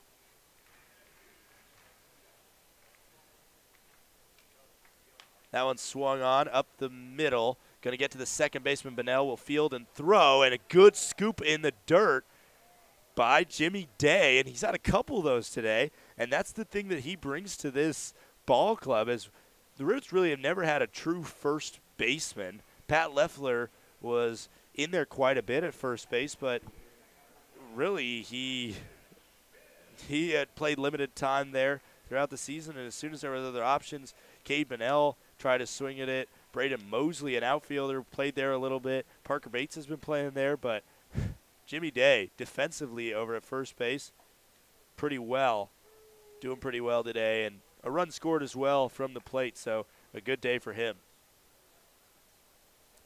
First pitch to Matt Schmidt is in there for a called strike. Count goes 0-1. That one in there for a called strike as well, and now it's 0-2. So Jimmy Burnett, 3 balls to start this half inning, shaking off a little bit of that rust, but now 1 strike away from going 1-2-3.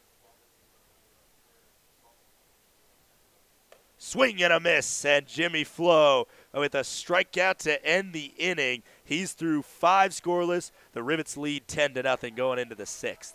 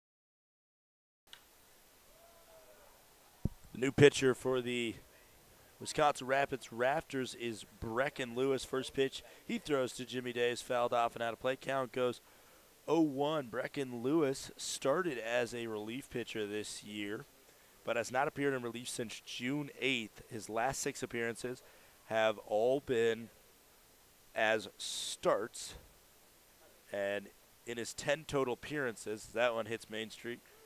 Count goes 0-2. His 10 total appearances this year, 6 starts, 6.67 ERA, 28 and a thirds innings pitched, 16 strikeouts, 16 walks, 39 hits allowed.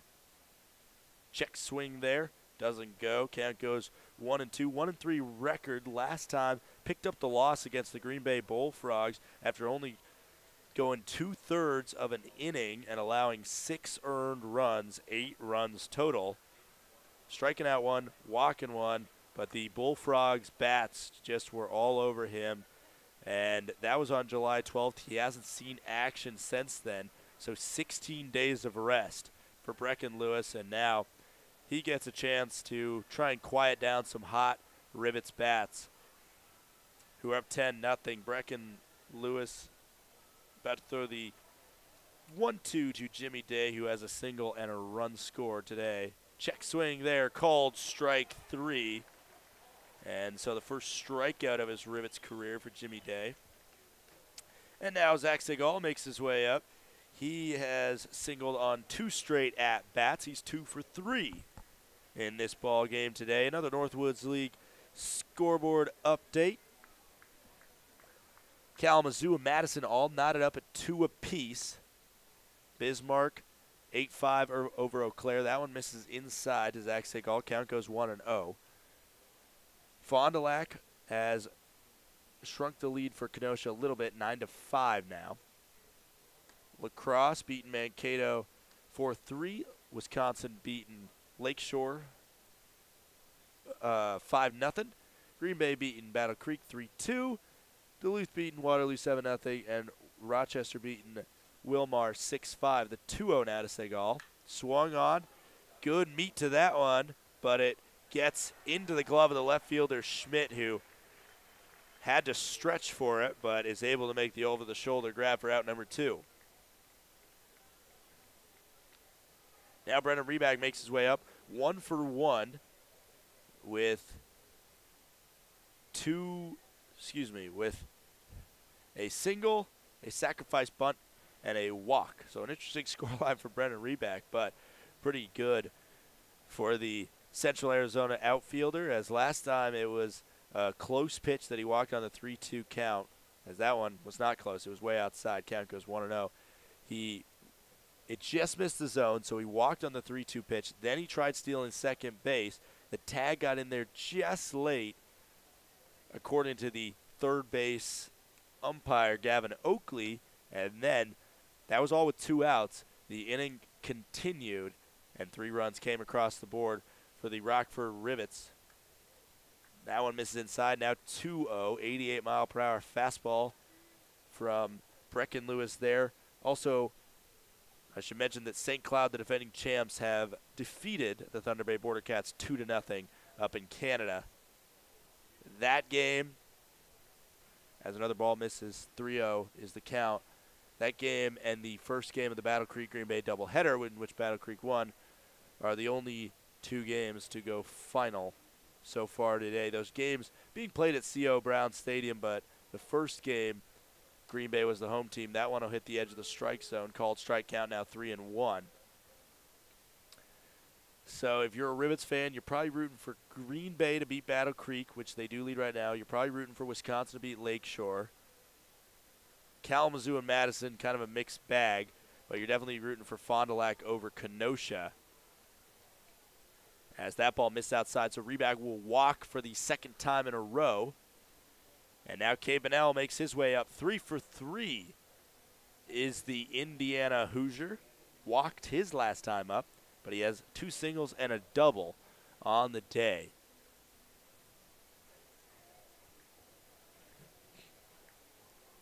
So let's see what he can do in his 5th plate appearance of the day here in the 6th inning. 2 outs here.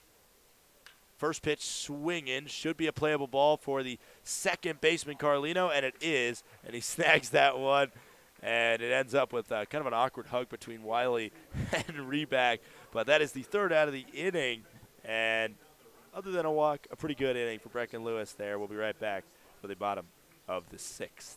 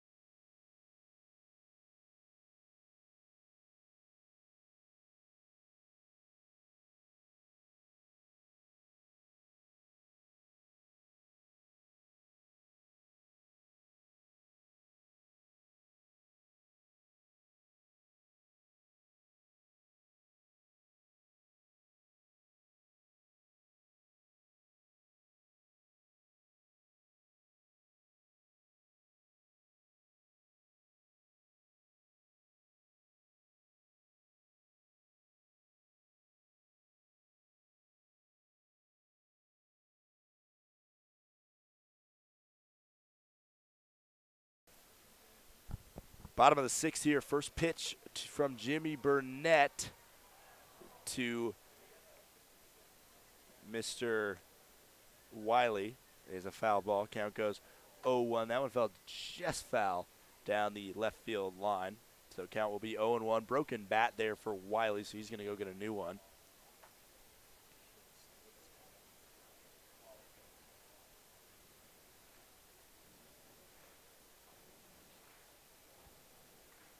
Jordan Wiley 0 for 1 today with a strikeout swing in his last time up.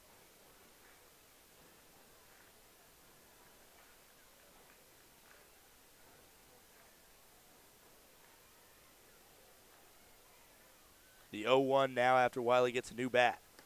That one will miss high. Count goes even at 1-1. Take a look at Burnett today. All 5 innings thus far, he's gotten the first batter out, and 3 out of the 5 innings he's pitched, he's gotten both of the first 2 batters. Excuse me, the first 2 batters of the innings out, and he also has had 2 1-2-3 innings. A very good day from Burnett thus far.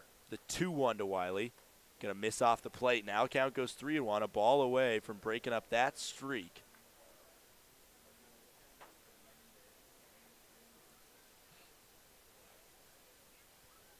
Here's the 3-1. And that one will go inside, and so Wiley will be able to scamper over to first base. And so for the first time today, the leadoff batter of the inning gets aboard for the Wisconsin Rapids Rafters, but still no hits for the Rafters bats.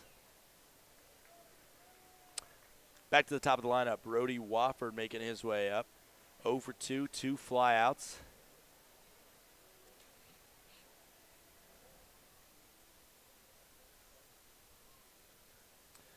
First pitch is outside, and Wiley will be able to get to second base on that wild pitch.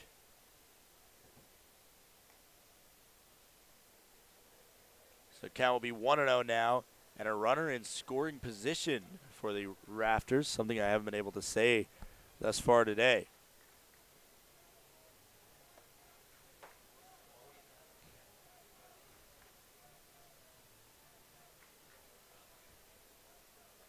Here's the 1-0. That one will hit the strike zone. Called strike. Count go to 1-1.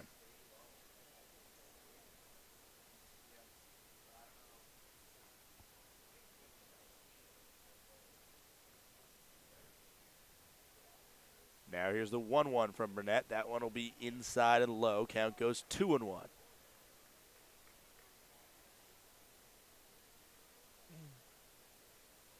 '90th pitch upcoming for Jimmy Burnett.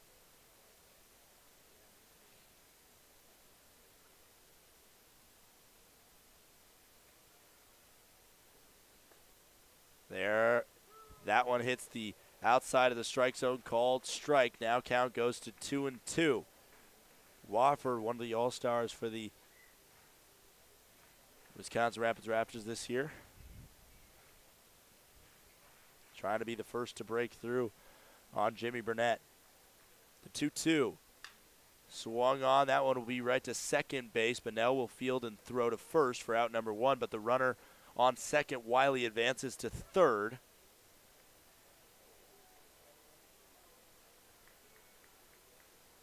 And now coming to the plate is Alex Fedgy Johnson. 0 for 1 today with a strikeout and a walk. Burnett's been really good at just getting weak contact consistently today. And that's been one of the reasons why he's been so good. That one inside and snagged well by Logan Michaels. Count goes to 1-0 with 1 out. Runner on third. That one almost got away from Michaels for a wild pitch that would have scored Wiley from third. Instead, a good snag keeps it in play and, well, not in play. It was always been in play, but keeps it in check and keeps Wiley in check over there at third. Bottom of the 6th, 1-0 with 1 out and 1 runner on third for Alex Fedgy Johnson, the 1-0. Swing and a miss on the inside. Fastball at 86. Count goes even now, 1-1.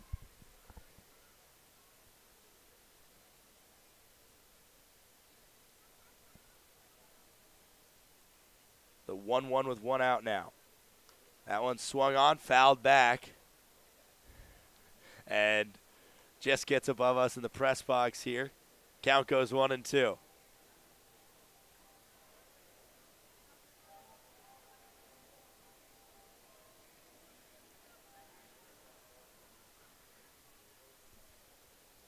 Here's the 1-2. That one just misses the zone. Count now even at 2-2. A strikeout here would be huge, as any ball in play here, whether it's an out or a hit, could score the runner from third. That one will miss low. Count goes 3-2 now, and a big payoff pitch upcoming from Burnett to Fedgy Johnson.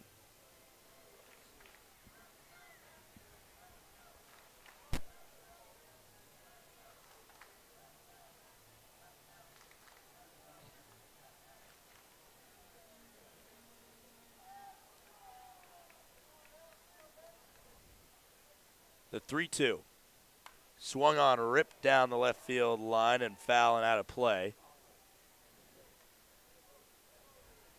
That one well hit by Fedgy Johnson, but just a little too much and out of play.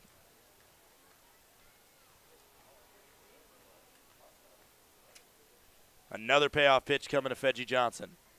That one swung on and missed, and a big strikeout there from Jimmy Flo. Takes away sacrifice opportunities, and now Ty Duvall 0 for 2 on the day with 2 strikeouts, 1 looking, 1 swinging.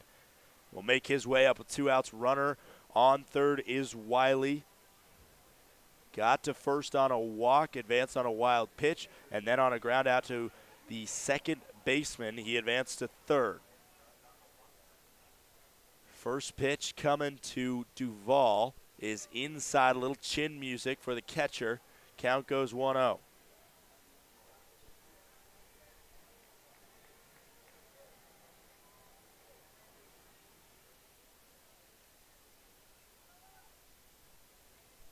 The 100th pitch, by my count, is low and outside. Count goes 2-0. So the situation right now, he does not need to come out the next inning, as that one misses high and away. Count goes 3-0. He does not need to come out the next inning because if you have not allowed a hit, which Jimmy Burnett has not at this point, with a 3-0 coming to Duvall, that one hits the strike zone. Count goes 3-1. If you have not allowed a hit, you get the pitching boost from 100 to 120. You can't start a new inning after you have 120, but you can come back. So as long as he doesn't go to 120 here, if that one goes high, and it will be a walk, as long as you go, if he continues to not allow a hit and he stays under 120, he will be allowed to return next inning. Now, Brian Smith goes out for a talk with Jimmy Burnett. Some warming up going on in the bullpen right now. I think that's number 33, Anthony Liedl, just by the way he's pitching. I can't make out a number over there. And it is Liedl warming up over there. And so Brian Smith, I think, wants to let him get out at least of this inning. The thing is that Liedl has, in his few appearances this year, has struggled. And right now, if Burnett's able to get out of this inning without allowing a hit, you got to think that Brian Smith might be looking at something to try and continue this no-hitter, and putting it in the hands of Liedl, who is still shaking off a little bit of rust, would be a risky move. Jack Thomas Wool to get his crack now. He's 0 for 1 on the day with a walk, and he reached on a fielder's choice. First pitch swinging from Jack Thomas Wool is a miss. Count goes 0-1.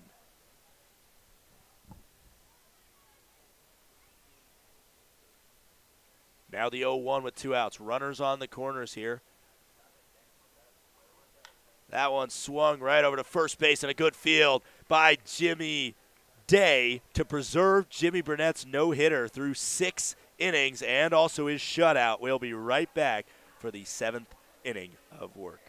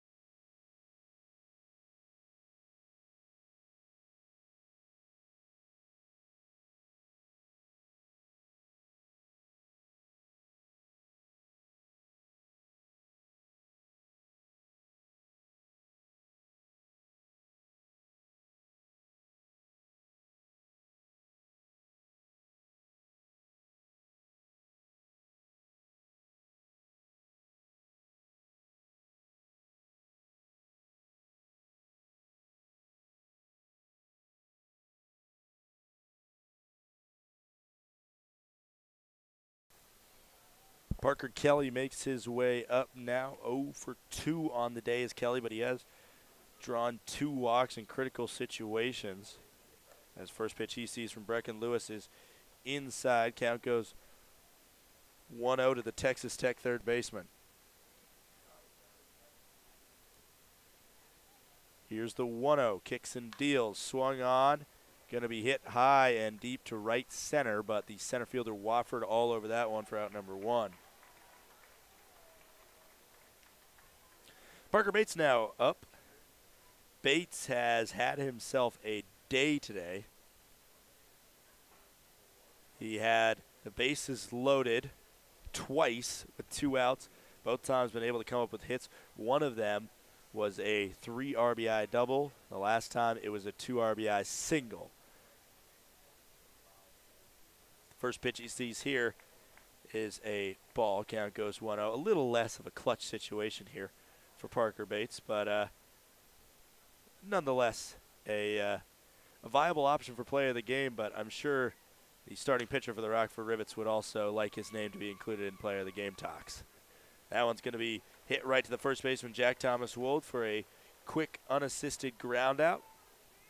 Now Ryan Cole will step up, 2 for 3 on the day with a double, a single, and a walk.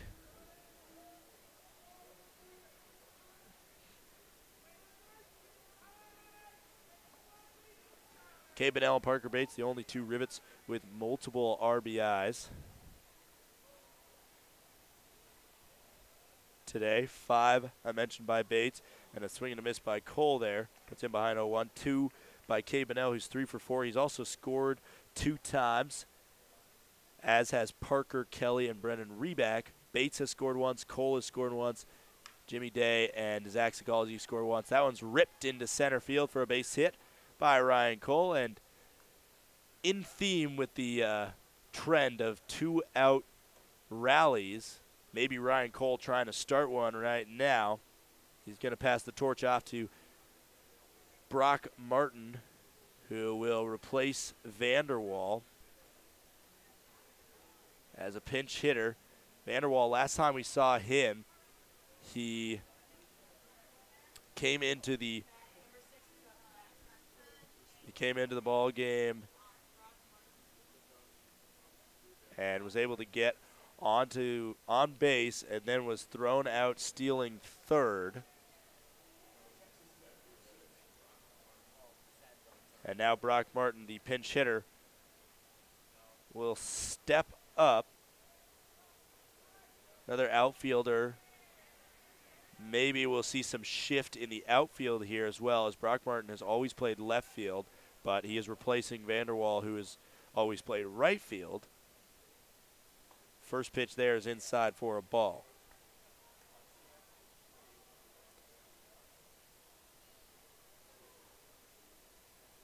Count goes 1-0. Ryan Cole on first. He just got a single. That one will hit the strike zone. Count goes to 1-1, 2 outs. Runner on first. Rivets lead the Wisconsin Rapids Rafters 10-0 here at Witter Field. These 2 teams play again tomorrow at 4:05. Join us right here on the Northwoods League TV network for that one. That breaking ball goes inside. Count goes 2-1 now for Brock Martin.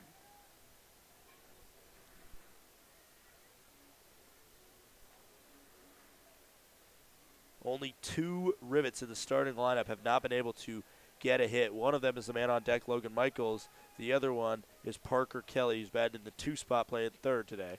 That one swung on, fouled back.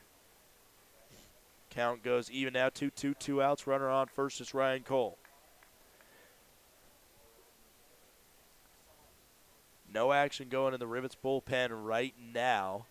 In all likelihood, Jimmy Burnett, we could see him return for the 7th inning.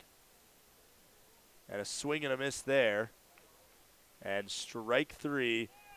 And he's out there. And a little bit of a confusion there as it went in the dirt. But because of the runner on first, didn't need to run to first. We'll be right back for the bottom of the 7th. It's time to stretch here.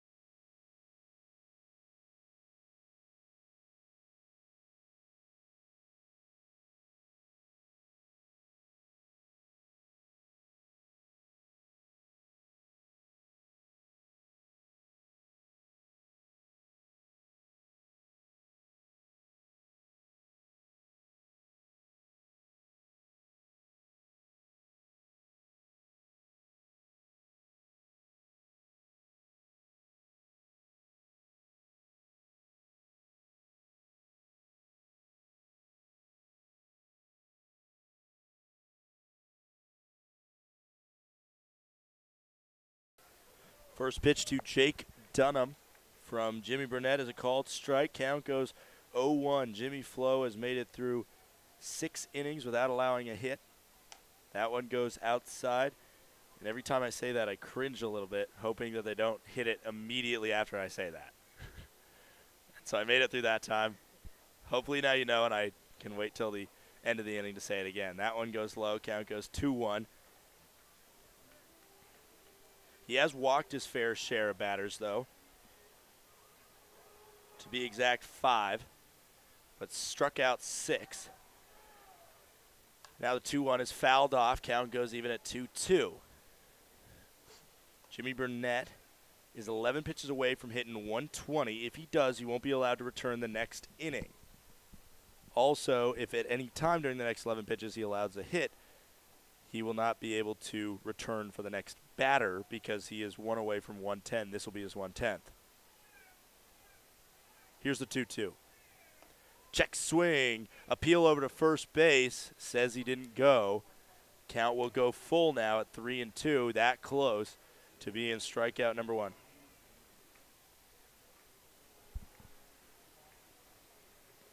So now, according to NWL guidelines, a pitcher cannot face a new batter after throwing 110, as that one's fouled off. Count stays 3-2.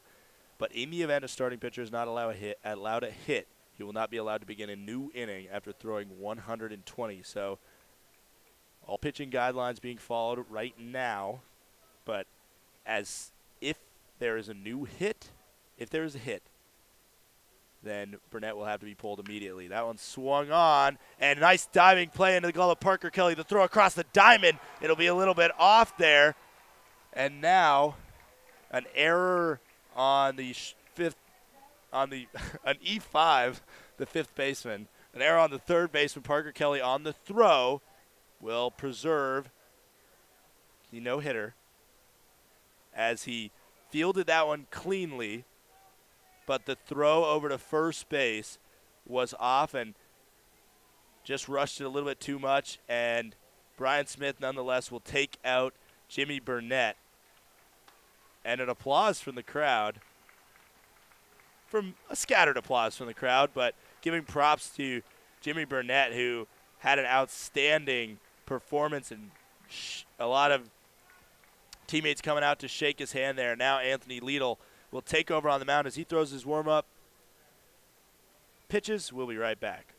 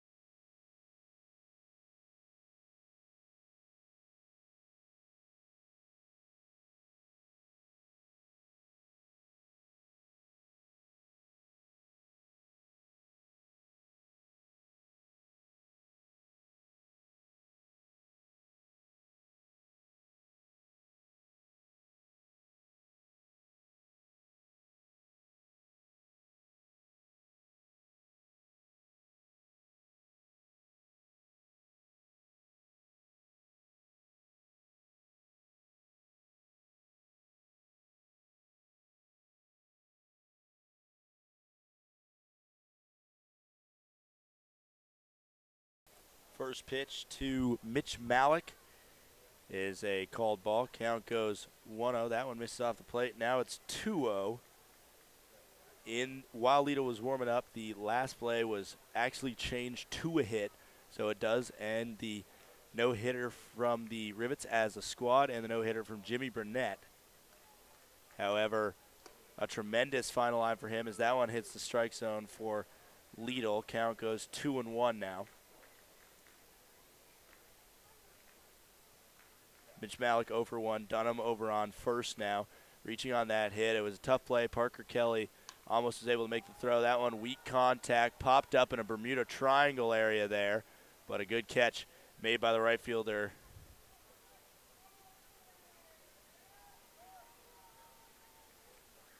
And I believe that is Ryan Cole in right field. Yes, it is.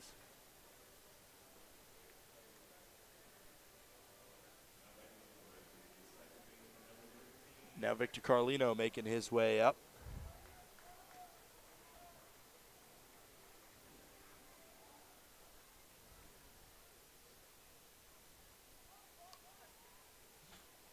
That bunt attempt is fouled off. Count goes 0-1 with 1 out.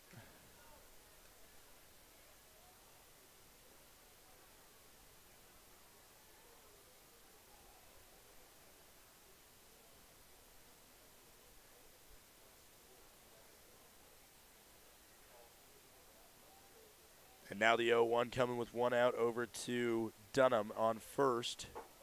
Check swing there, and it will be fouled back. Just got enough of it, did Carlino. He's 0 for 2 today. 2 ground outs, 1 to first, or both of them to second base, actually. Lidl, the new pitcher, is out of Rock Valley College, transferring to Chicago State next year. He's going to throw the 0-2.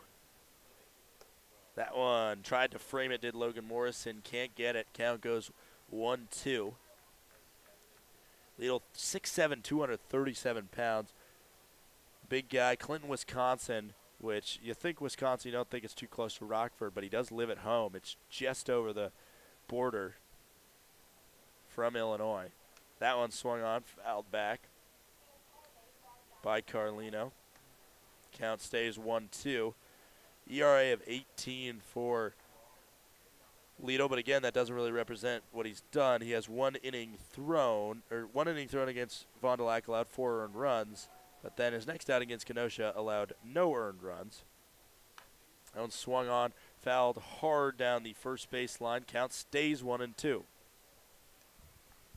Still a shutout to preserve for this Rivets defense, so they can't let that up. They do have a pretty good cushion right now, up 10-0 over the Rafters.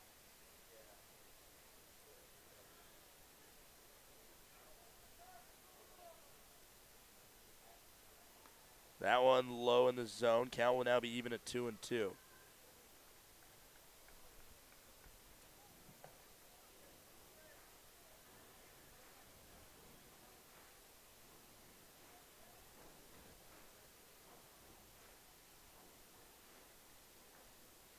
Here's the 2-2 now with 1 out. Swung on up the middle, but Parker Bates in center field will snag that one, and another fly out in the outfield for the second out of the inning now.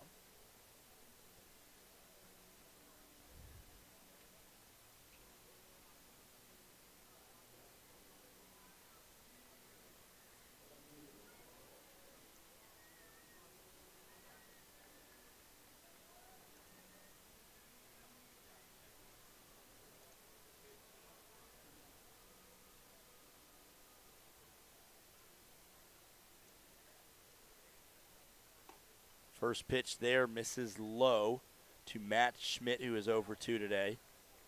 Struck out swinging and a ground out to the third baseman in his 2 at-bats thus far today. Both of those were against Jimmy Burnett, though. That one swung on, foul tip, goes into the glove of Logan Michaels for strike 1 now, all even at 1-1.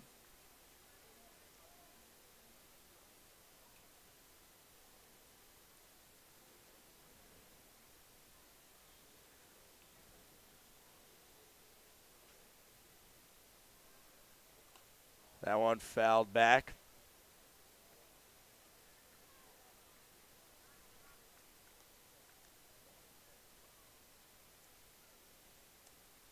Count goes 1-2.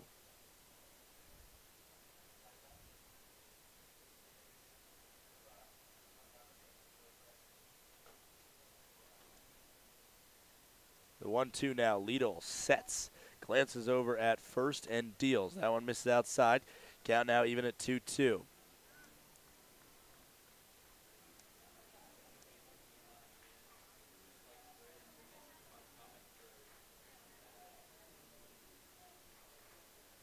The 2-2 now with 2 outs. That one just misses the zone. Count now full, as Matt Schmidt has worked this all the way back up to 3 balls after falling behind 1-2 early. A big 3-2 pitch here. A walk will put a runner in score position. Dunham over there is going on first, and it misses inside. And now runners on first and second with 2 outs.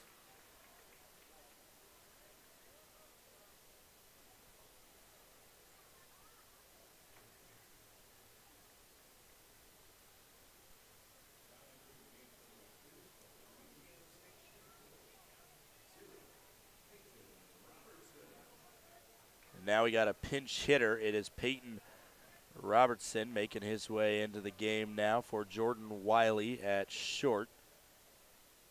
Robertson most likely staying there at short as well. Inside pitch goes for ball 1. Count is 1-0. Logan Michaels going to go have a few words with Lidl, give him the ball back personally, and a few taps on the back. And after a pretty brief conversation, Lidl kind of waves him off there. And now a 1-0 will be coming as Logan Michaels walks back behind the plate. 2 outs, runners on first and second here, bottom of the 7th inning. Rockford Rivets lead the Rafters 10-0, but the Rafters threatening now for the 2nd straight inning with runners in scoring position. That one misses outside. Count now 2-0 for Lidl versus the batter, pinch hitter, Peyton Robertson.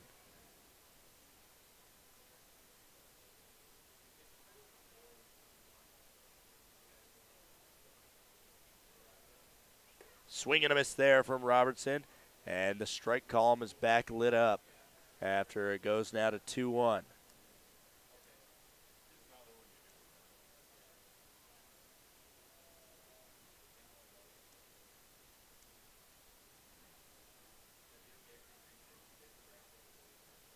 Two-1 is inside. Now it's 3-1.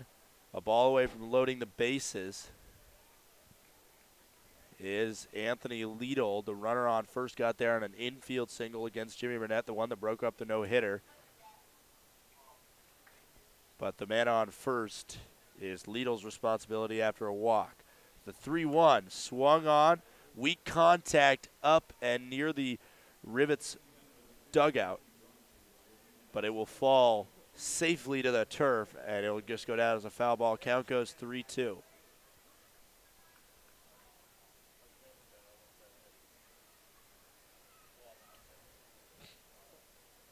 Big payoff pitch coming here now after Lidl walked Schmidt on the last one. The 3-2. Steps off the mound just to get Dunham to scuttle back to second base. Base hit right now could score Dunham and break up the shutout.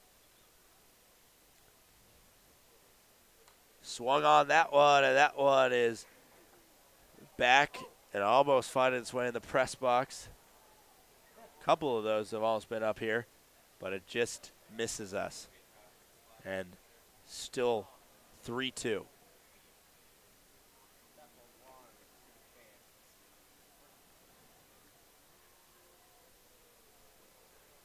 That one will miss inside, and the bases will now be loaded.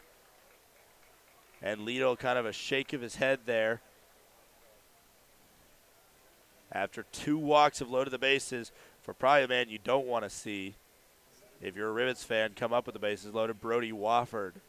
Brody Wofford participated in the home run contest at the NWL All-Star Game, and for a reason, because he has as many home runs as the number on his back, 8. 0-0 coming there. Right down Main Street, called strike. Count goes 0-1. A little bit of a flinch from Wofford, but nothing more. He's behind 0-1.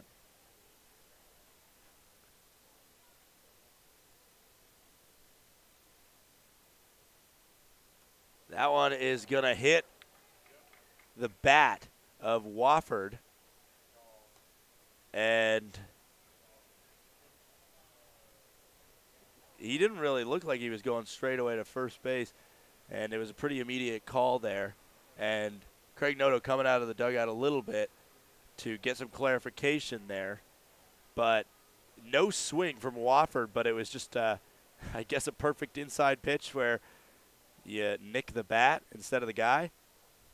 That one swung on, and that one was definitely a foul ball. And definitely swung on, and it didn't seem there was much debate from Brody Wofford whether or not that was a foul ball or a hit by pitch.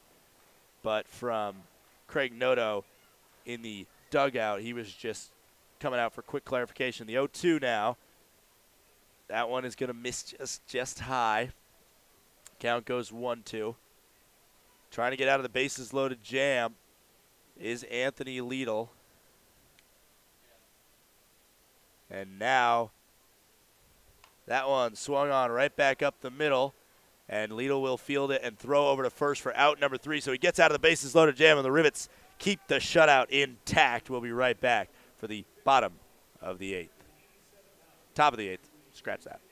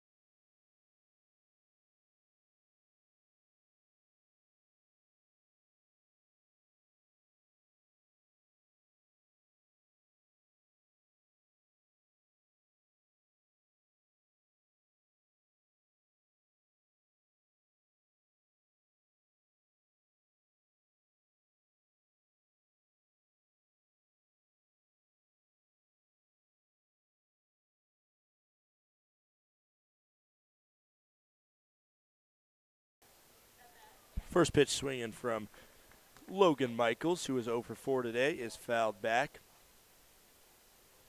and out of play. Count goes to 0-1. That one's going to hit the strike zone. Now it's 0-2. Brecken Lewis still in the ball game for the Wisconsin Rapids Rafters, coming on and doing pretty well out of the pen after a long rest for him. And there's a 3-pitch strikeout on the swing and the miss from Logan Michaels. Now Jimmy Day makes his way up. Jimmy Day struck out looking his last time up. Also has 2 flyouts and a single on the day.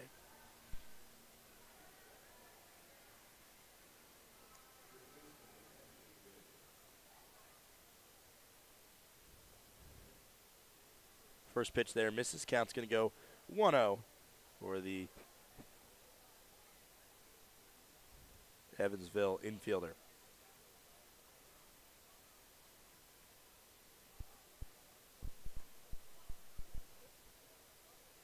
That one is going to hit the outside of the strike zone, called strike. Count now 1-1.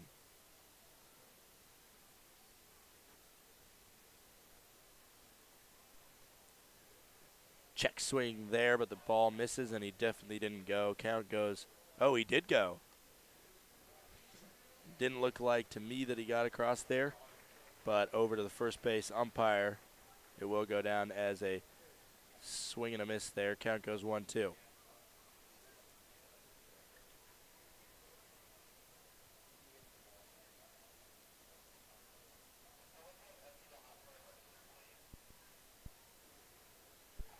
Here's the 1-2 with 1 out.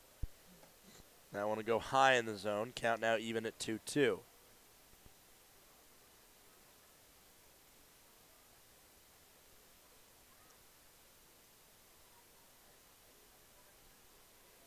That one is going to hit the shoulder, I think, that one's going to hit the shoulder of Jimmy Day, and now Craig Noto coming out. I think he's mad about that. I think he thought he leaned into it. I think that's probably what Noto's arguing right now, and he came out of the dugout pretty fiery about that one, and now all the 3 umpires are going to come together and talk about it. Kyle Peters, Gavin Oakley, the umpires on the base, is going to come and talk with Pat Crowley about it. It didn't look any excess, but they will wave him back now and say, and put him back at the plate there, saying he leaned into it. And that was a 2-2 count. And so now Craig Noto is going to come out and say, if he leaned into it, it's a strike. And now Jimmy Day is part of this conversation too. Jimmy Day, a really kind of chipper guy. And he kind of puts his hands on his hips here. He doesn't say much. From what I know of him, he just showed up to the team, but I don't know what the official call there is. A repitch, maybe? I don't know. A foul ball. And he swings and misses at that one, and so he will strike out. And I don't know if that will go against the pitch count for Brecken Lewis.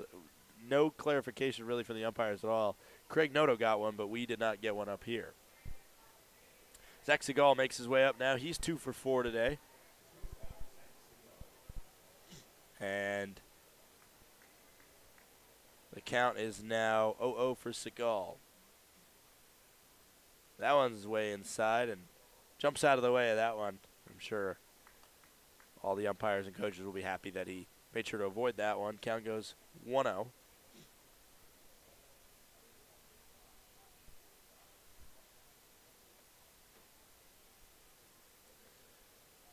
Check swing there, appeal over to first base, says he went. That's consistent with right about where the check swing from Jimmy Day was.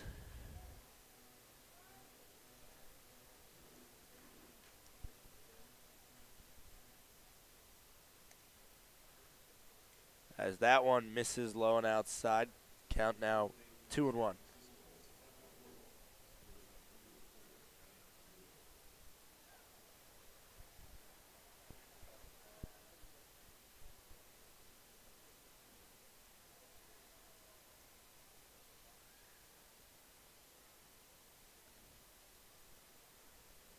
That one will miss the zone low. Now it's 3-1 for Zach Seagal here with 2 outs, trying to get on base for the 3rd time today. He's got a fly out, a ground out, with 2 singles as well.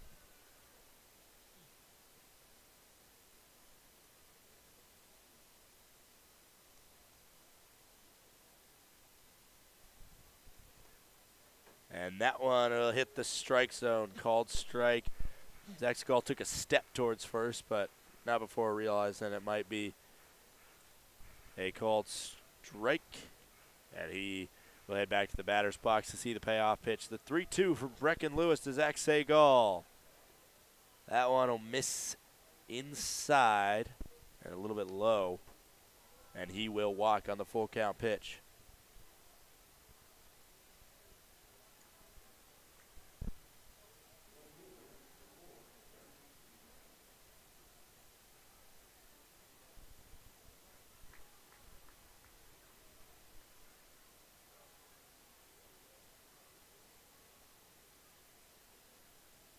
Coming up now, Brennan Reback.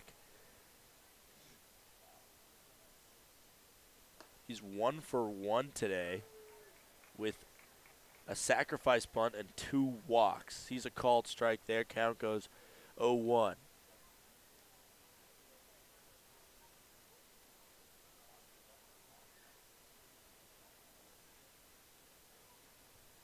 Here's the 0-1.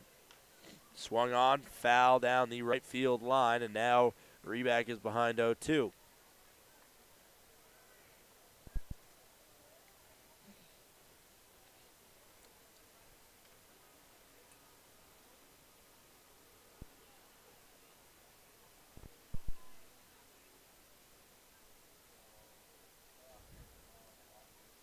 That one's going to go way outside. Count's going to be 1-2 now. Beautiful night for baseball here in Wisconsin Rapids. 68 degrees, perfect weather, not too hot, not too cold. Raptors are having a fireworks show after the game, but on the field it's been a fireworks show by the Rivets offense and by the arm of Jimmy Burnett.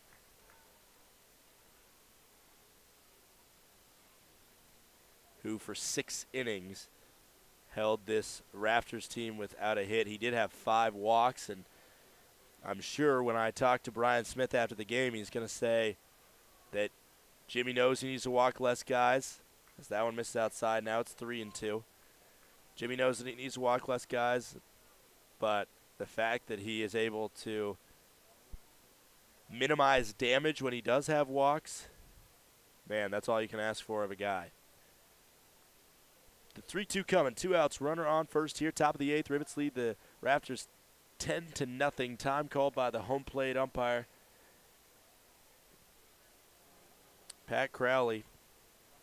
And we'll see a 3-2 in just a second after Brecken Lewis steps off. Nobody warming up in the Rafters bullpen. I'm sure they're comfortable to just let Brecken Lewis continue to see this one out. The 3-2. Segal's going. That one lifted into right field. Backing up is the right fielder Schmidt, but he's able to make the grab for out number 3. We'll be right back for the bottom of the 8th.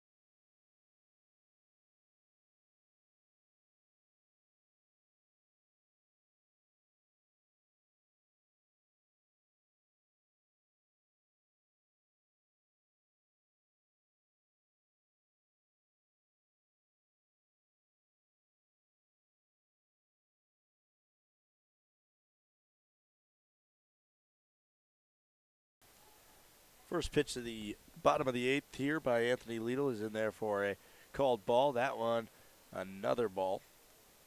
2-0 is the count here to start off the bottom of the 8th inning. At the plate, Alex Veggie Johnson. That one will miss the strike zone, and now it's 3-0. That one was closer than the past two. Still just missing.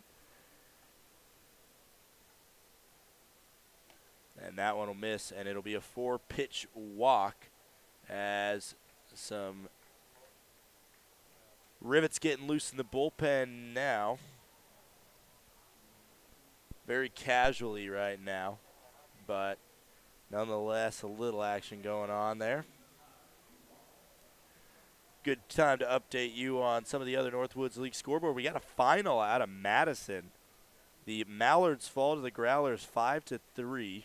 That's a big win in Warner Park, one of the very hard places to play in this league, as the first pitch to Ty Duvall misses high. Count goes 1-0.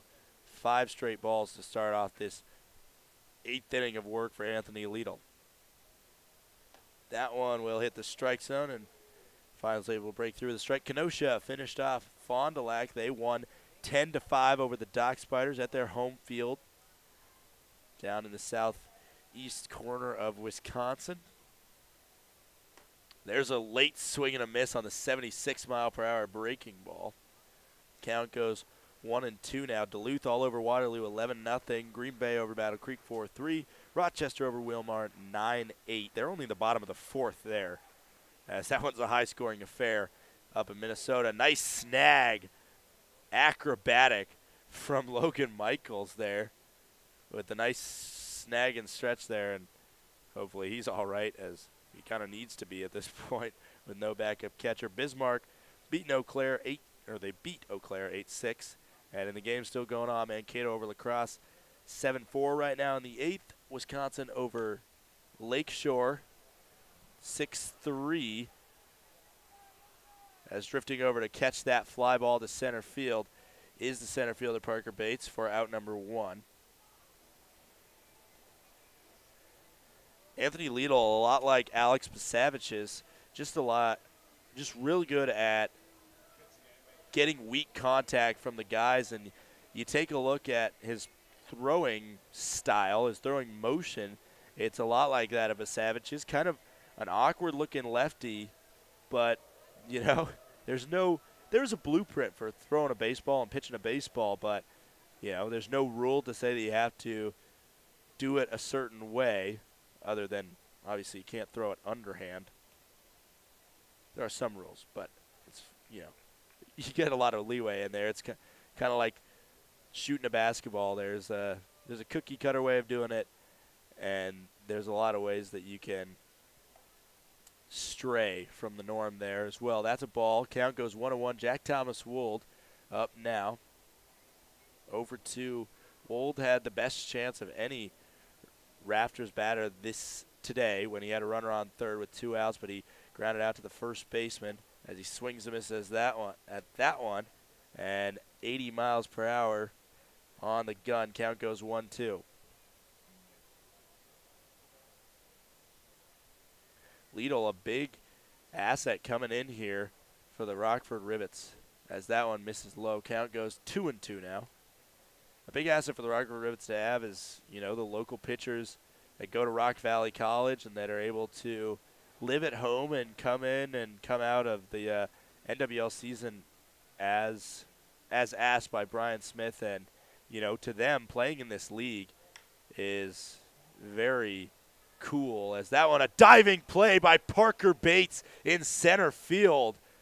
A web gem for the Louisiana Tech outfielder, and he's been doing it all with his bat today with 5 RBIs, but give him a defensive highlight as well. And whew, the player of the game competition just got a little bit harder, as he says, Jimmy Burnett, you can have a no-hitter through 6 innings, but watch this.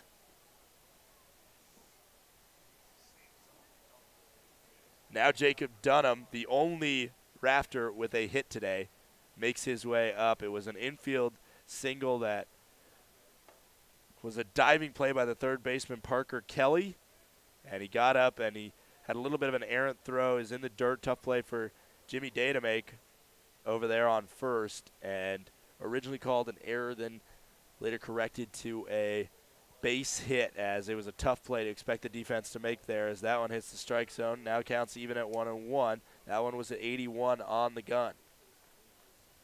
1-1. You take a look at Lidl's off-speed stuff and his ability, just like Pasavich's. I mean, you bring that velocity up, and these guys have a good array of pitches that can take him to the next level. And that's the problem, though, is that when your fastball's low 80s, you're going to have a hard time playing anywhere higher than low D1. But it's pretty cool to see them playing at that level. Nonetheless, fouled back there. Count goes 2-2. So Lidl trying to finish this 8th inning out, and then most likely it'll go to a new pitcher to pitch in the bottom of the 9th and finish this Rafter squad off. 5 runs in the top of the 2nd fueled a game that the momentum never has really left the hands of the Rockford Rivets. The 2-2 to Jacob Dunham. Now I want to go high and in. 3-2 is the count now.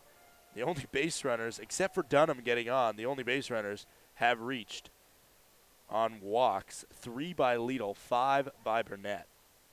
So definitely something to look at, as they only have 6 strikeouts, but really altogether, been getting the contact they want, as that one will go inside, and it'll be the 4th walk of the day for Lidl, and he's going to have a runner in scoring position now. Dunham reaches base for the 2nd straight time. Fedgie Johnson moves to 2nd. No movement from Brian Smith in the dugout. Probably again will let Anthony Lidl pitch himself out of it. Next pitch will be number 50 on the day for him.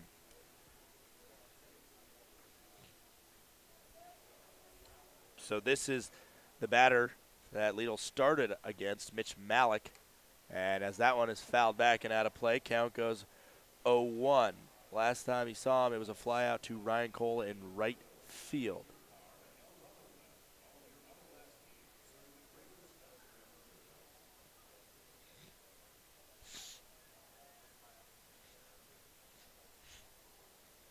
Here's the 0-1. That one hits the strike zone, called strike, and now an 0-2. With a runner on first and second here in the bottom of the 8th. Lidl left the bases loaded last time, trying to get out of almost a similar situation this time. The 0-2 swung on and missed, and Lidl sends down a Rafter to take us to the 9th inning. Don't go anywhere. Rivets are that close to winning their first road game in the last 12.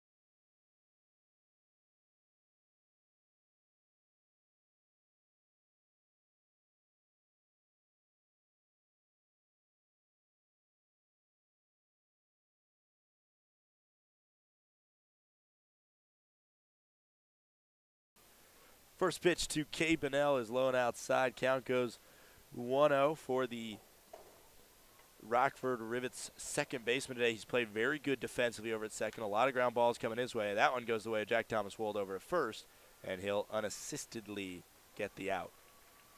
Don't know if I made that word up. Don't care. It's top of the ninth and it's 10-0. So 3 for 5. He's most likely will finish his day. Parker Kelly 0 for 3 today, but he has scored 2 runs off of both times that he's walked. It came at very critical times, and it led to rallies, and that's one good thing that he's shown that he can do is draw walks. And, you know, hitting dingers is one thing, but being able to come up and get on base when you need to, that is very much what every coach will ask of you. 10-0.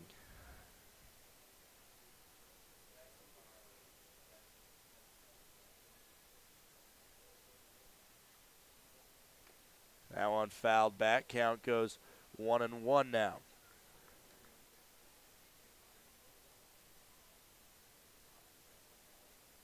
Top of the ninth here. The Rivets lead the Wisconsin Rapids Raptors 10-0. Their last chance to get a little more insurance before the bottom of the ninth, and their rally caps will be out, no doubt. And a called strike, or called ball, but the check swing was called strike. Count goes 1-2. 1 out here after the U3. There's a swing and a miss, and Parker Kelly strikes out swinging. And now Parker Bates makes his way up. Parker Bates, 3 for 5 today. A single, a double, and another single. 5 ribbies for the man, and I'm sure he has a spot reserved at Outback Steakhouse to eat all those ribeye steaks, because he has half of the Rivets runs were off of his bat. First pitch there, in for a called strike. Count goes 0-1.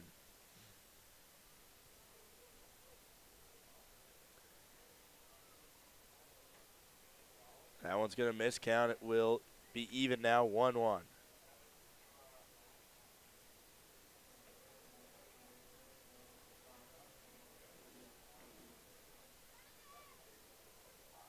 Here's a 1-1. Swung on the inside. Fastball, 86 miles per hour. Can't find contact with it. Count goes 1-2 now with 2 outs.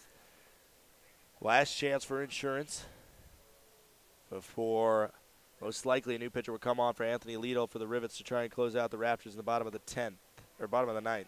And a swing and a miss there, and Parker Bates will strike out to end one of his best days as a Rivet. 3 for 6 and 5 RBIs on 2 singles and a double. We'll be right back. Last chance for the Rafters coming up in just a few moments.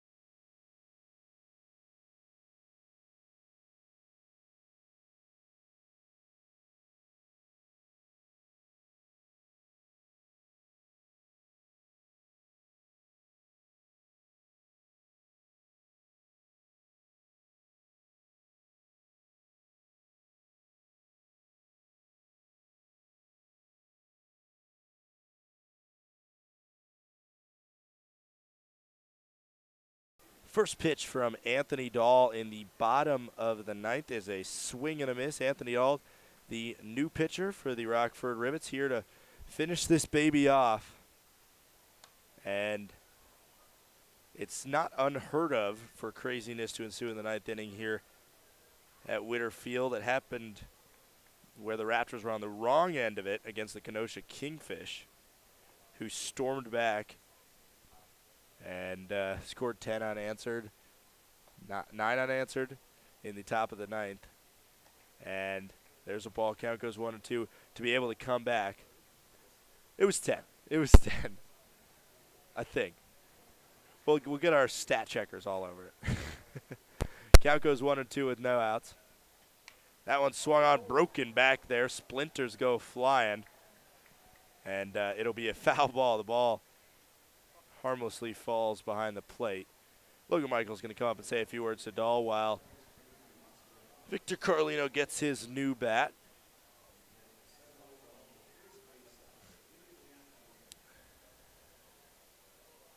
Final look at the Northwoods League scoreboard. On the night, Mankato beat La Crosse 7-5.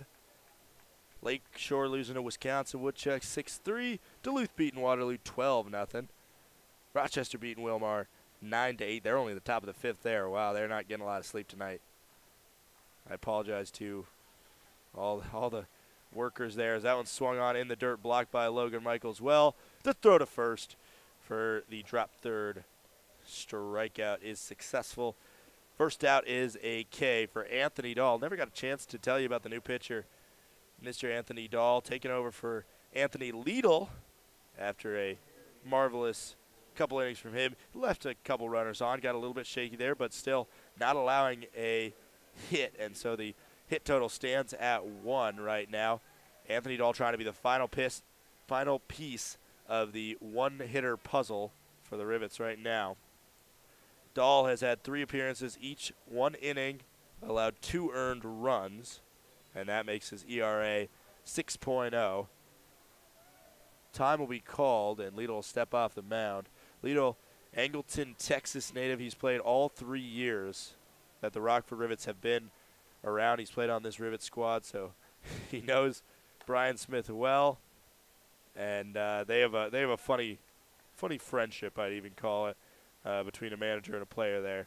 Always funny interactions between those two. The 1-0 misses high and away. Count now 2-0. 1 strikeout, 2 walks, 4 hits allowed on the season for Liedl. Last appearance was 9 days ago against the Lakeshore Chinooks, where he threw 1 inning, allowed 1 run. That one is a hit to right field, and a solo home run by number 16 there. And it sparks something. That was Brett Fear, who was coming on to pinch hit there. I didn't even realize the pinch hit was in, or that Fear was into pinch hit, and so the shutout is broken now. Still 9 runs needed to tie this up, and a crowd that was waiting for fireworks got to see a couple fireworks there after that one was hit, perfectly timed there. And for a Rafters crowd that has been not treated to a lot of highlights so far today, something to come out of it. And now Anthony Dahl, let's see if he can recover as he throws his first pitch in the dirt there, as they're trying to mount what would be a monumental comeback here.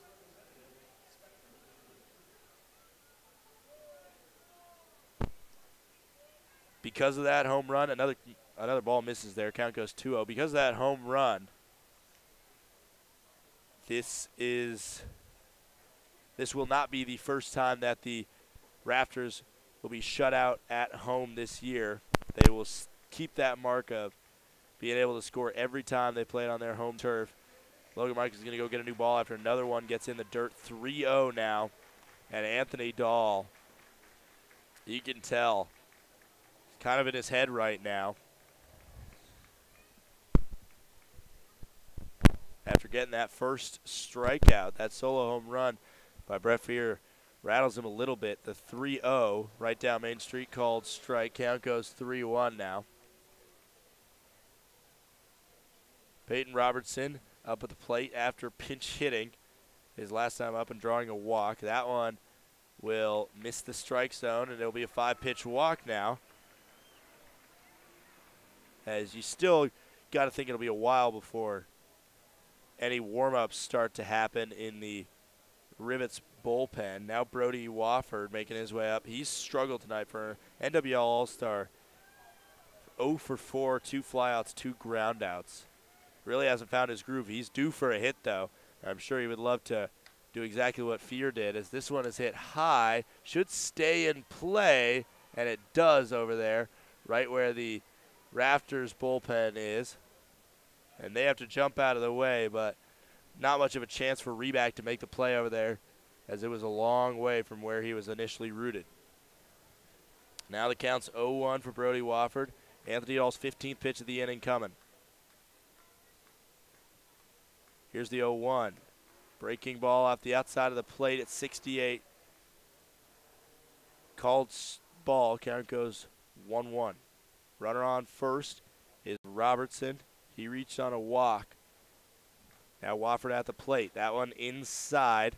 Hugging the plate quite a bit there is Wofford, but it went right under his arms for a ball inside. Count goes 2-1 now.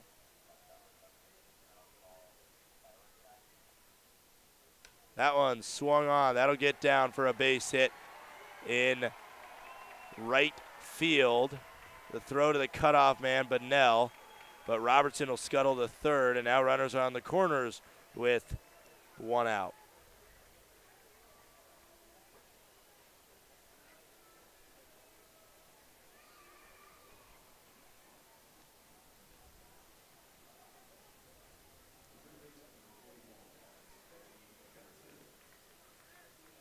So Brody Wofford finds his first hit of the day, and now Alex Veggie Johnson has runners. Veggie Johnson has runners on the corners with 1 out. Foul ball makes the count 0-1 for Veggie Johnson. On the season, 4 RBIs for him. He'd love to get one here. Put the second run across the board of the game and of this inning for the Wisconsin Rapids Rafters. That one misses in the dirt. Count goes 1-1. Runners on the corners. Bottom of the 9th here, 10-1. The Rivets lead the Wisconsin Rapids Rafters. That one hit and fouled. Back into the net. Count goes 1-2.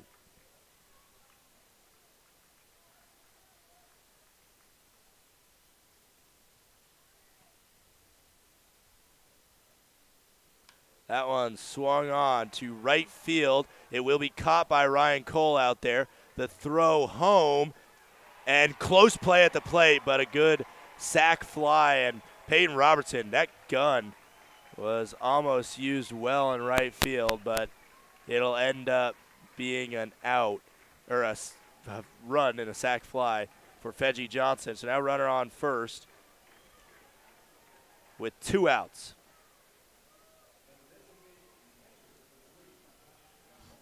Now Duvall makes his way up. He's 0 for 3 today. Scores now 10-2 in advantage of the Rockford Rivets. 2 runs coming across right now, both of them earned.